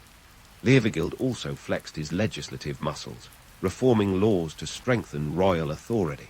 He knew that a solid legal framework was essential for governance, something as sturdy as the stone walls of his castles. His reforms were aimed at consolidating power at the top, ensuring that the king's edicts were not just suggestions, but commands to be followed. The political structure he built was as much about maintaining order as it was about keeping dissenters in check. Yet, despite his successes, Leovigild's reign wasn't all glitter and gold. Like any good drama, there was tension bubbling beneath the surface. One of the most significant challenges came from within his own family, specifically his son Hermenegild. In what could only be described as an epic family feud, Hermenegild converted to Catholicism and rebelled against his father's rule, sparking a civil war that was as messy as a medieval food fight. This rebellion was about more than just religious differences. It reflected deeper political and social divisions within the kingdom. Hermenegild's revolt was a rallying point for those dissatisfied with Leovigild's centralization of power and his attempts at religious reconciliation. It was as if the kingdom's seams were being stretched to their limits, threatening to unravel the carefully woven tapestry Leovigild had crafted. Economically, Leovigild's campaigns and reforms weren't without cost. Warfare required resources, money, men, and material. He needed to ensure that his kingdom could sustain the weight of his ambitions. Leovigild's economic policies were aimed at bolstering the kingdom's wealth, ensuring that his armies were well-equipped and his coffers well-stocked. The kingdom's prosperity was as crucial to his legacy as his military conquests. Externally, the Visigoths faced pressures that would make any ruler's hairline recede faster than you can say invasion. The Byzantine Empire, the eastern sibling of Rome, was always lurking in the background, eager to reclaim territories lost to these so-called barbarians. Leovigild had to keep one eye on the Byzantines while managing his internal affairs, a balancing act that required the finesse of a tightrope walker. By the end of his reign, Leovigild had left an indelible mark on the Visigothic kingdom. He had expanded its borders, strengthened its governance, and attempted to unify its diverse peoples. But his efforts also highlighted the inherent challenges of managing a kingdom in an era of constant change and conflict. It was a reminder that even the most powerful rulers were at the mercy of forces beyond their control, both within and outside their borders. As we continue our journey through the Visigothic saga, it's clear that the story is far from over. The kingdom's zenith under Leovigild set the stage for future challenges and transformations. His reign was a testament to the complexities of power, the allure of unity, and the relentless march of history. So, stay tuned as we delve deeper into the twists and turns of this fascinating tale, where the only certainty is change. As the curtain falls on Leovigild's grand opera of conquest and consolidation, the Visigothic kingdom stands on the precipice of its most dramatic act. Fast forward to the early 8th century, and the stage is set for a showdown that would make any soap opera look like a quaint afternoon tea. The year is 711 AD, and the Moors are about to crash the Visigothic party with all the subtlety of a rock band at a classical music concert. But before we get to the grand finale, let's unravel the tangled web of missteps that led the Visigoths to this fateful moment. The Visigothic kingdom, by this time, was a patchwork quilt of political intrigue, social unrest, and economic challenges.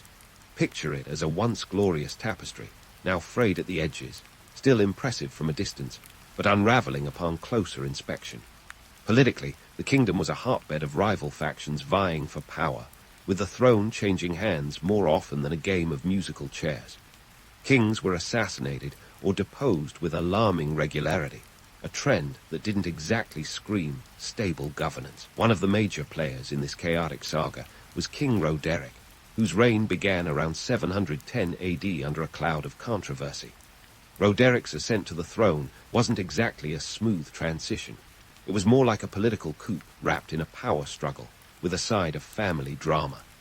His claim to the throne was contested by Attila Roman II, a rival with a legitimate claim, which split the kingdom into factions. Safe to say that Roderick's reign was off to a rocky start, with the kind of internal discord that could put a Thanksgiving dinner to shame. Economically, the Visigothic kingdom was feeling the strain of years of internal conflict and external pressure. The coffers weren't exactly overflowing, think more modest piggy bank than treasure chest. The constant infighting had drained resources, and maintaining a standing army was an expensive affair. As any kingdom worth its salt knew, you couldn't fight battles on a shoestring budget. The Visigoths were in dire need of a financial overhaul, but instead they found themselves staring down the barrel of a full-scale invasion. Enter the Moors, a formidable force hailing from North Africa, armed with a combination of military prowess and religious zeal that was as potent as it was terrifying. Their leader, Tariq ibn Ziyad, landed in Iberia with an army estimated at around 10,000 men, a force that was both lean and lethal. The Moors weren't just looking for a holiday retreat. They were on a mission to expand their burgeoning empire, and Iberia was the next jewel in their crown. Tariq's landing at Gibraltar, a strategic masterstroke, gave the Moors a foothold in a region already teetering on the edge. The Visigoths, caught with their proverbial pants down, scrambled to mount a defense. King Roderick, despite the internal chaos, managed to rally his forces, reportedly numbering between 20,000 and 30,000. On paper, it seemed like the Visigoths had the upper hand, but numbers alone don't win battles. The reality was that Roderick's army was a ragtag collection of feuding nobles and disillusioned soldiers, more inclined to squabble amongst themselves than face a common enemy. The cavalry, as it turned out, wasn't just late. It was hopelessly disorganized. As the two armies clashed at the Battle of Guadalete, it became clear that the Visigoths were outmatched, not by numbers, but by unity and strategy. The Moors, led by Tariq, were a cohesive force, driven by a shared vision of conquest and fueled by religious fervor. The Visigoths, on the other hand, were a house divided, struggling to hold the line as their kingdom crumbled around them. The battle, which took place near the Guadalete River, was a brutal affair, with Roderick himself reportedly perishing in the fray, his body lost to history like so many of his fallen soldiers. The fall of the Visigothic kingdom was as much a tale of internal collapse as it was of external conquest. The romanticized narratives often paint the Moors as the unstoppable wave that swept the Visigoths away, but the truth is more nuanced. The kingdom's downfall was a perfect storm of political instability, economic hardship, and social fragmentation. It was a classic case of a kingdom rotting from the inside, unable to withstand the external pressures bearing down on it. In the aftermath of Guadalete, the Moors quickly capitalized on their victory, sweeping through Iberia with the efficiency of seasoned conquerors. The cities fell like dominoes, their defenses no match for the Moorish onslaught. The Visigothic nobility, those who survived, fled to the mountains or sought refuge in the few remaining strongholds. The once mighty kingdom was reduced to a shadow of its former self, its legacy scattered like the wind-blown leaves of autumn. Yet, as we wrap up this tale of rise and fall, it's worth considering the legacy of the Visigoths. They may have been eclipsed by the Moors, but their impact on Iberia was indelible. They laid the groundwork for the cultural and legal structures that would shape medieval Spain. Their Visigothic code, with its blend of Roman and Germanic law, would influence future legal systems. And their story, a testament to the complexity of power and the inevitability of change, serves as a cautionary tale for any empire riding high on the waves of history. So, as the curtain falls on the Visigothic saga, we're left with a reminder that even the mightiest kingdoms can topple, especially when the cavalry is late and the internal squabbles drown out the call to arms. It's a story that echoes through the annals of history, a tale of ambition and hubris, of unity and division, of rise and fall. As we close the chapter on this dramatic era, there's one thing we can be sure of. History, much like Iberia itself, is shaped by those who dare to dream and those who rise to the challenge of the times. In the sun-drenched deserts of ancient Egypt, where the Nile decided who ate and who didn't, there emerged a woman whose name would outlast empires, Queen Nefertiti. Think of her as the Beyoncé of the ancient world, minus the social media, but with a fan base that spanned thousands of years. Her image became the ancient equivalent of a viral meme, thanks to a certain limestone bust that seems to have more replicas than a famous painting of a smirking lady in the Louvre. But how did Nefertiti rise to such iconic status in a world where hieroglyphs were the tweets of the day? Let's start with the fact that Nefertiti's origins are as murky as the Nile during flood season. Some say she was a foreign princess, others a high-born Egyptian. The truth is, ancient records are as clear as a teenager's room after a week of cleaning. What we do know is that, by 1353 BCE, she was the leading lady of Egypt, married to Pharaoh Akhenaten. Now, Akhenaten was no ordinary pharaoh. He was the kind of guy who'd show up at a party and decide to change the music and the entire dance floor. He's best known for turning Egypt's polytheistic religion on its head by declaring Aten, the sun disk, as the only god. Bold move, considering the Egyptian pantheon was busier than a family reunion. Nefertiti wasn't just arm candy, though. She was a co-regent, wielding power like Cleopatra with a smartphone. Together, they moved the capital to a new city, Akhetaten, now known as Amarna, because nothing says I'm serious like building an entire city in your god's honor. This wasn't just a change in zip code. It was a full-blown cultural revolution. Temples were shuttered, priests were sidelined, and Atenism was rolled out with all the flair of a new tech launch. Imagine the chaos. Priests of Amun-Ra suddenly benched, while Aten's devotees got the prime-time slots. The upheaval was like switching from a buffet of deities to a strict diet of sun worship. But back to Nefertiti and her PR genius. Her image was plastered everywhere, from temples to talismans. That famous bust, discovered in 1912 by German archaeologist Ludwig Borchardt, has been the subject of more scrutiny than a celebrity's Instagram post. With its chiseled cheekbones and serene expression, it's easy to see why it captivated the world. Yet it raises the question, was it an idealized version? A bit of ancient Photoshop, perhaps? After all, even then, image was everything. Her beauty was not just skin deep. It was a political tool, a symbol of the new order. Nefertiti's role in promoting Atenism was nothing short of revolutionary.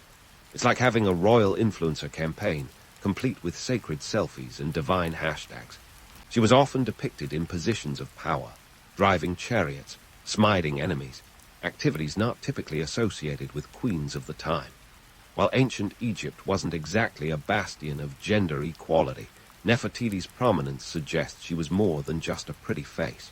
She was a force, reshaping religious and political landscapes like a skilled potter with a vision. This new religion, however, wasn't just a spiritual shift, it was a political gambit. By centralizing worship around Aten, Akhenaten, and Nefertiti aimed to consolidate power, cutting out the influential priests who were as entrenched as old family furniture. But here's the kicker. Monotheism in ancient Egypt was about as popular as a sandstorm at a picnic. The people weren't thrilled with abandoning their myriad gods, and many weren't shy about expressing their disdain. Despite the societal pushback, Nefertiti's reign alongside Akhenaten marked a period of artistic flourishing. The Amarna period, as it's now known, was characterized by a more naturalistic style, a stark departure from the rigid and idealized forms of the past. Statues and reliefs from this era depict the royal family in intimate, affectionate settings, an ancient royal family reality show, if you will. It was unprecedented, giving us a glimpse into the domestic life of the most powerful couple in the world. But every revolution has its backlash, and Atenism's was no exception. After Akhenaten's death, the old guard staged a comeback like a rock band, getting back together for one last tour. Atenism was swiftly abandoned, and the traditional pantheon reinstated, complete with all the pomp and circumstance. Nefertiti's fate during this time is shrouded in mystery. Some speculate she ruled independently for a time, possibly even under a new name. Others suggest she faded into obscurity, a victim of the political tides she once navigated so deftly. In the end, Nefertiti's story is a testament to the power of image, ambition, and the often tumultuous nature of social change.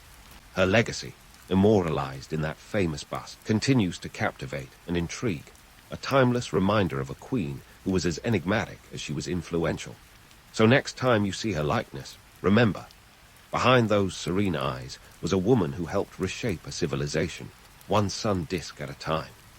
As Nefertiti's legacy continued to captivate, let's dive into the nitty-gritty of her reign that would make even the most seasoned reality TV producer blush. Moving an entire capital to Amarna wasn't just a weekend DIY project. It was a full-on construction blitzkrieg. And boy, did it cost a pretty scarab. Picture this.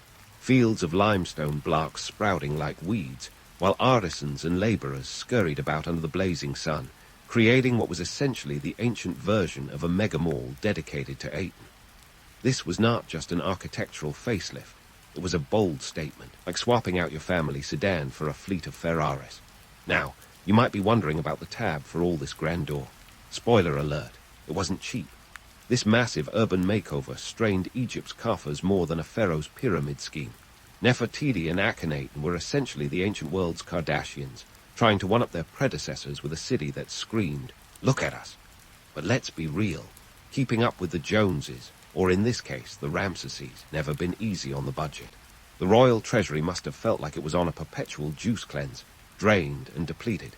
Here's where things get juicy. The economic strain didn't just affect the high and mighty. The common folks, those unsung heroes of history, felt the pinch too. Archaeological digs in Amarna reveal a picture of daily life that was anything but the lavish scenes depicted in elite tombs.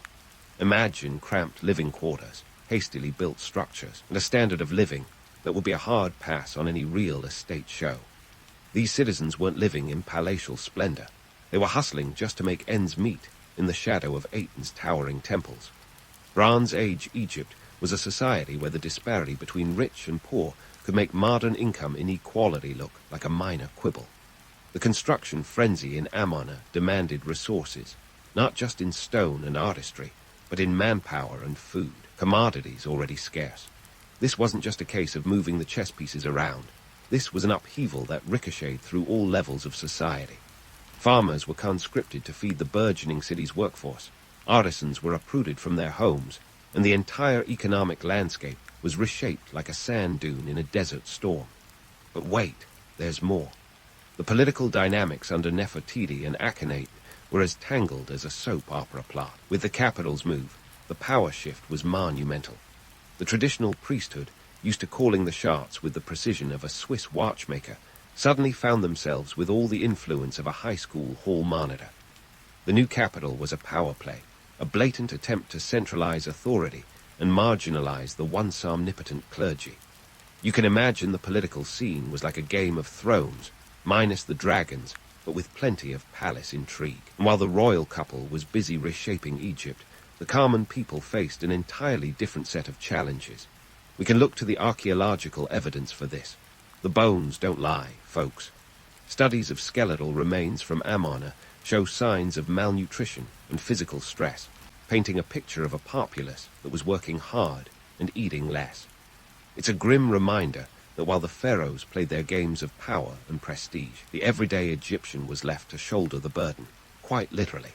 So, as Nefertiti and Akhenaten dined in opulence, surrounded by the splendors of their new city, the ordinary citizens were likely grumbling over their meager rations, wondering what Aten had done for them lately. The grand experiment of Atenism, with its sweeping religious reforms and architectural ambitions, was as much about maintaining the royal image as it was about any spiritual awakening. Yet, despite the hardships, there's no denying the allure of the vision Nefertiti and her husband painted. The romantic appeal of a new religious dawn and the construction of a city from the ground up is the stuff of legends. But behind every polished statue and fresco, there were countless untold stories of struggle and resilience, and therein lies the true beauty of history, the delicate balance of myth and reality. each illuminating the other in the eternal dance of time. In the end, Nefertiti's reign was a testament to the power of ambition, the complexity of human society, and the relentless drive for legacy, even when the costs were measured in more than just gold. As we continue down the sandy corridors of history, remember, the stories of queens and kings are always, inherently, the stories of their people too. And like any good narrative, the next chapter is always just a heartbeat away, waiting to reveal what happens when the sun sets on Amarna's grand experiment. Yet, amid the grand experiments of 18ism and the economic whirlwinds of Amarna, a quieter revolution was unfolding on the walls of the city's temples and palaces. Forget the stoic, godlike representations of the past. The art of Nefertiti's reign was set to break the mold, and frankly, ancient art critics were probably clutching their pearls. Welcome to the Amarna period, where realism wasn't just a trend, it was the entire catwalk. Imagine walking into a gallery where the pharaoh, usually depicted as a chiseled god, is suddenly shown with a bit of a part belly, lounging with his family like it's a Sunday afternoon Netflix binge. The royal family, previously untouchable and distant, now appeared in intimate scenes, Nefertiti and Akhenaten playing with their daughters, sharing tender moments, and even sneezing. Yes, sneezing. It was as if the artists of the day collectively decided to ditch the Photoshop filters and embrace the raw beauty of real life, warts and all. This artistic pivot wasn't just a stylistic choice, it was revolutionary. Unlike the stiff and idealized portrayals of their predecessors, Nefertiti and Akhenaten's depictions were full of life and movement. Their elongated features and exaggerated expressions might have struck some as a bit Picasso-esque, but they were a deliberate attempt to humanize the divine, and perhaps a cunning move to appear more relatable to the masses. It was as if the royal couple had launched an ancient PR campaign saying, "Hey, we're just like you, except with a lot more eyeliner and slightly better headgear." But let's not be naive. While this art style might seem endearing, it was also a sophisticated tool of propaganda. The royal family, with all their imperfections on display, was simultaneously portrayed as the epitome of divine beauty. It was a subtle yet powerful message. We are human, but we are also chosen. The people might have been grumbling over their bread rations, but at least they could look at a wall and think, well, if the pharaoh can have a bad hair day, maybe my life isn't so bad. Yet, this realism wasn't just about touching the hearts of the common folk. It was also about control. By depicting themselves in such intimate settings, Akhenaten and Nefertiti were redefining the narrative of their reign. They were the architects of their own image, crafting a legacy that would outlive them by thousands of years. And it worked. The Amarna art style was so distinct that even today it's instantly recognizable, a testament to the enduring power of their vision. This shift in art also had ripple effects across generations. Future pharaohs would attempt to emulate this approach, albeit with a bit more restraint.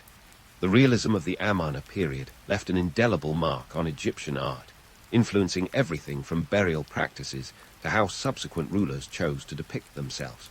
It was like opening Pandora's box of artistic freedom, and while the old gods might have been reinstated, the doors of creativity had been flung wide open. But as with all things in history, there's a twist. The Amarna period was short-lived, and after Akhenaten's death, there was a swift return to the old ways, a renaissance of the traditional, if you will. The new pharaohs, eager to distance themselves from the controversial 18ism, quickly repurposed the artistic narrative, opting for the tried-and-true depictions of stoic divinity. Yet, the echoes of Amarna's realism persisted, a reminder that even in the most rigid societies, change is an ever-present force. Still, the allure of Nefertiti's image, captured in those iconic artworks, continued to captivate. Her bust, with its serene beauty, became a symbol of not just a queen, but an era. It's a bit like finding an old family album and discovering that your ancestors were not only trendsetters, but also the original influencers.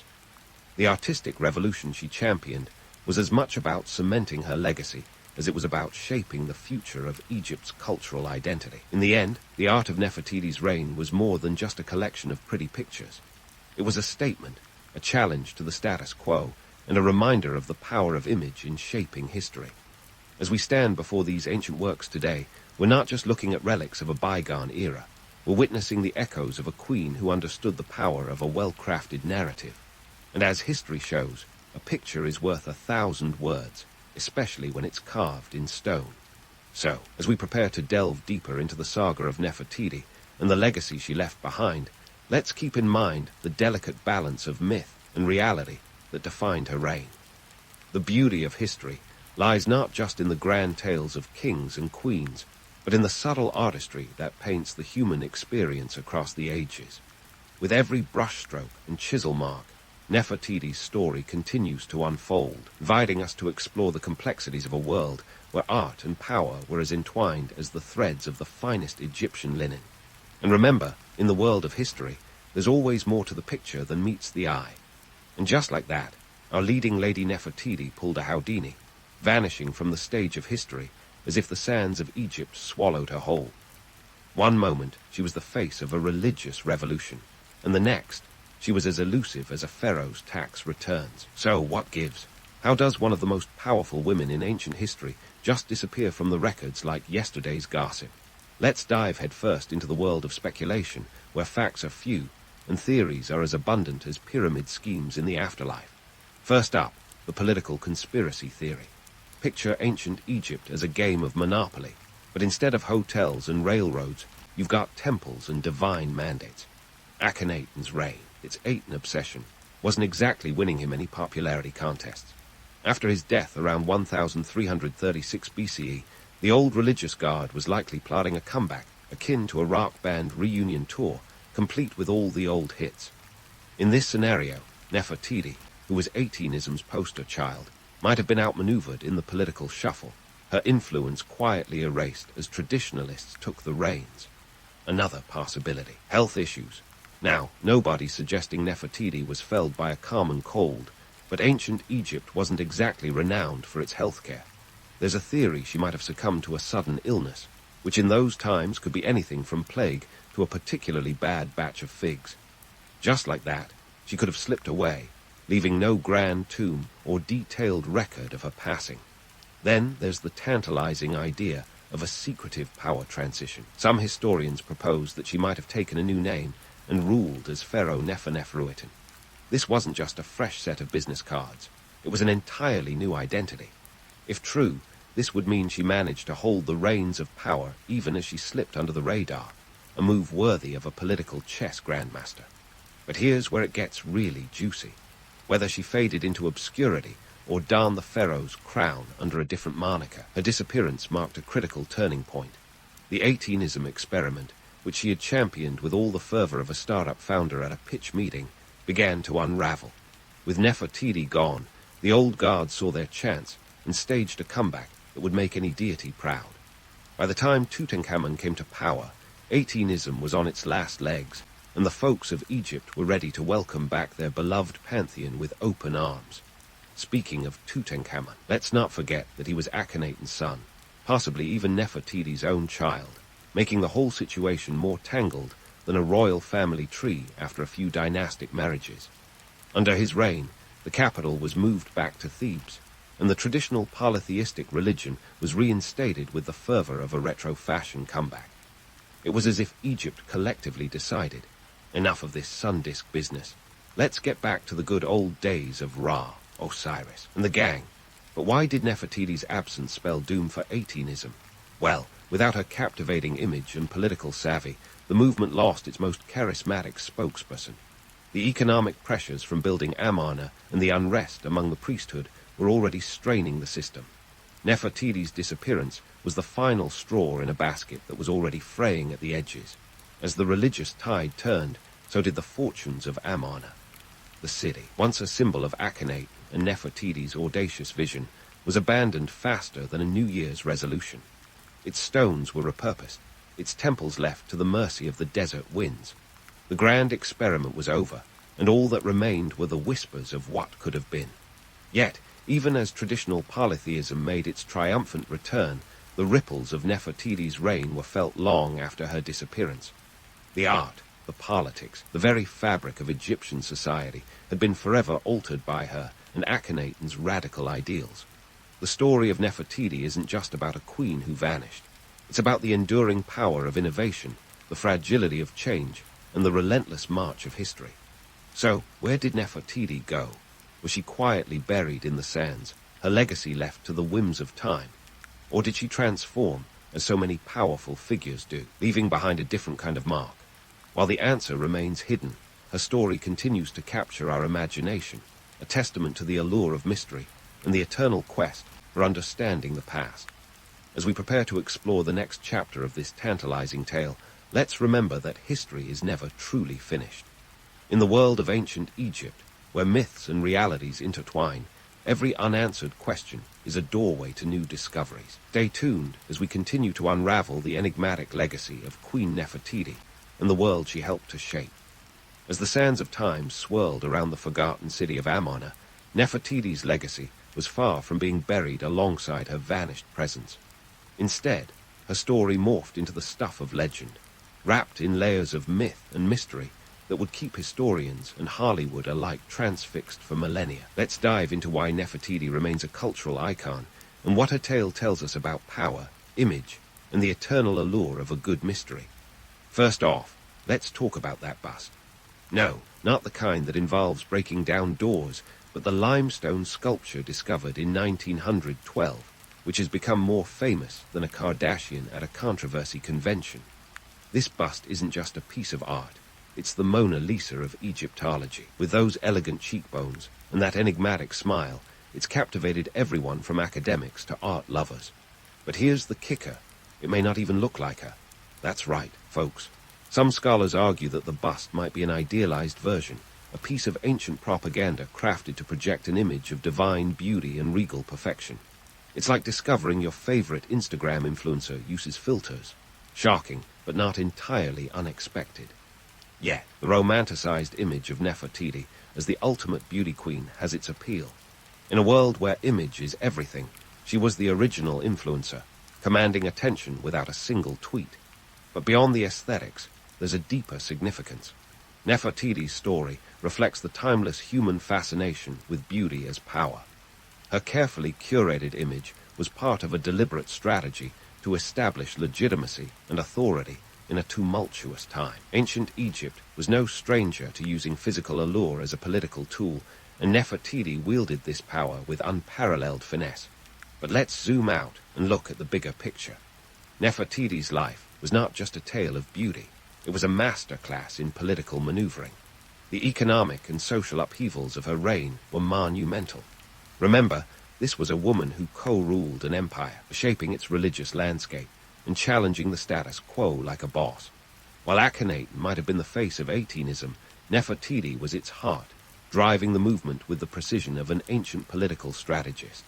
Her influence on the religious reforms was profound, proving that power isn't just about who sits on the throne, it's about who shapes the narrative.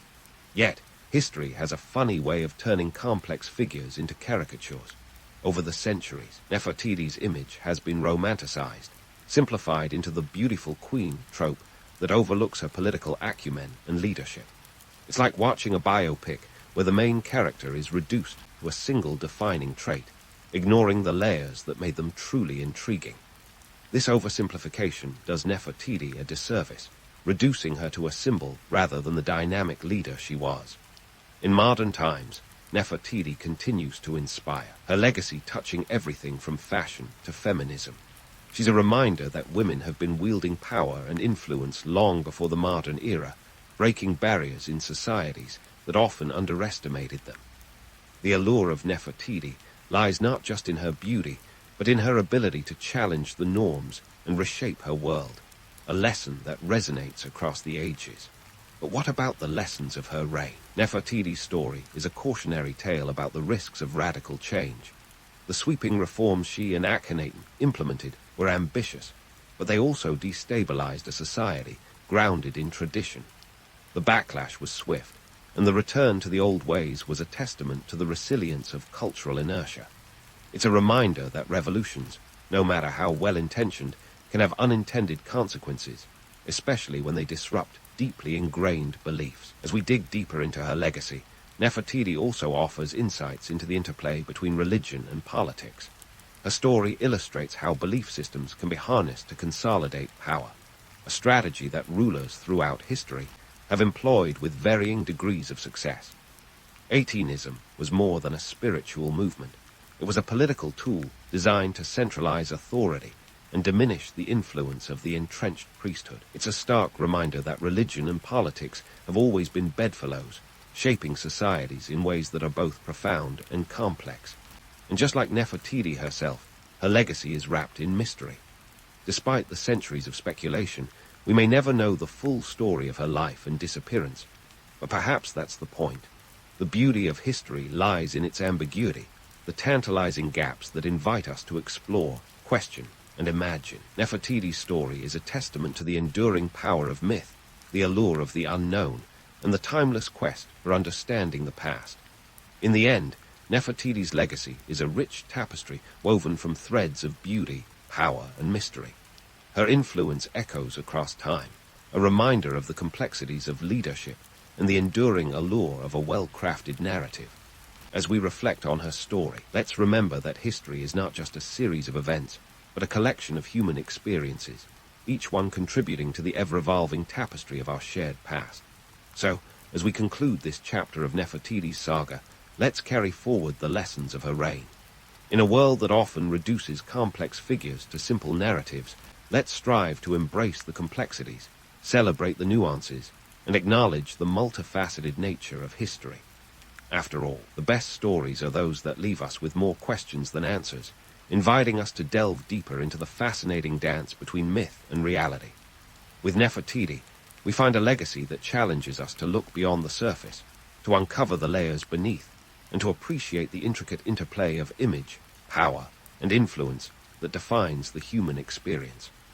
As we close the book on her story, let's remember that the journey through history is never truly over. There are always new discoveries to be made, new perspectives to explore, and new stories to tell.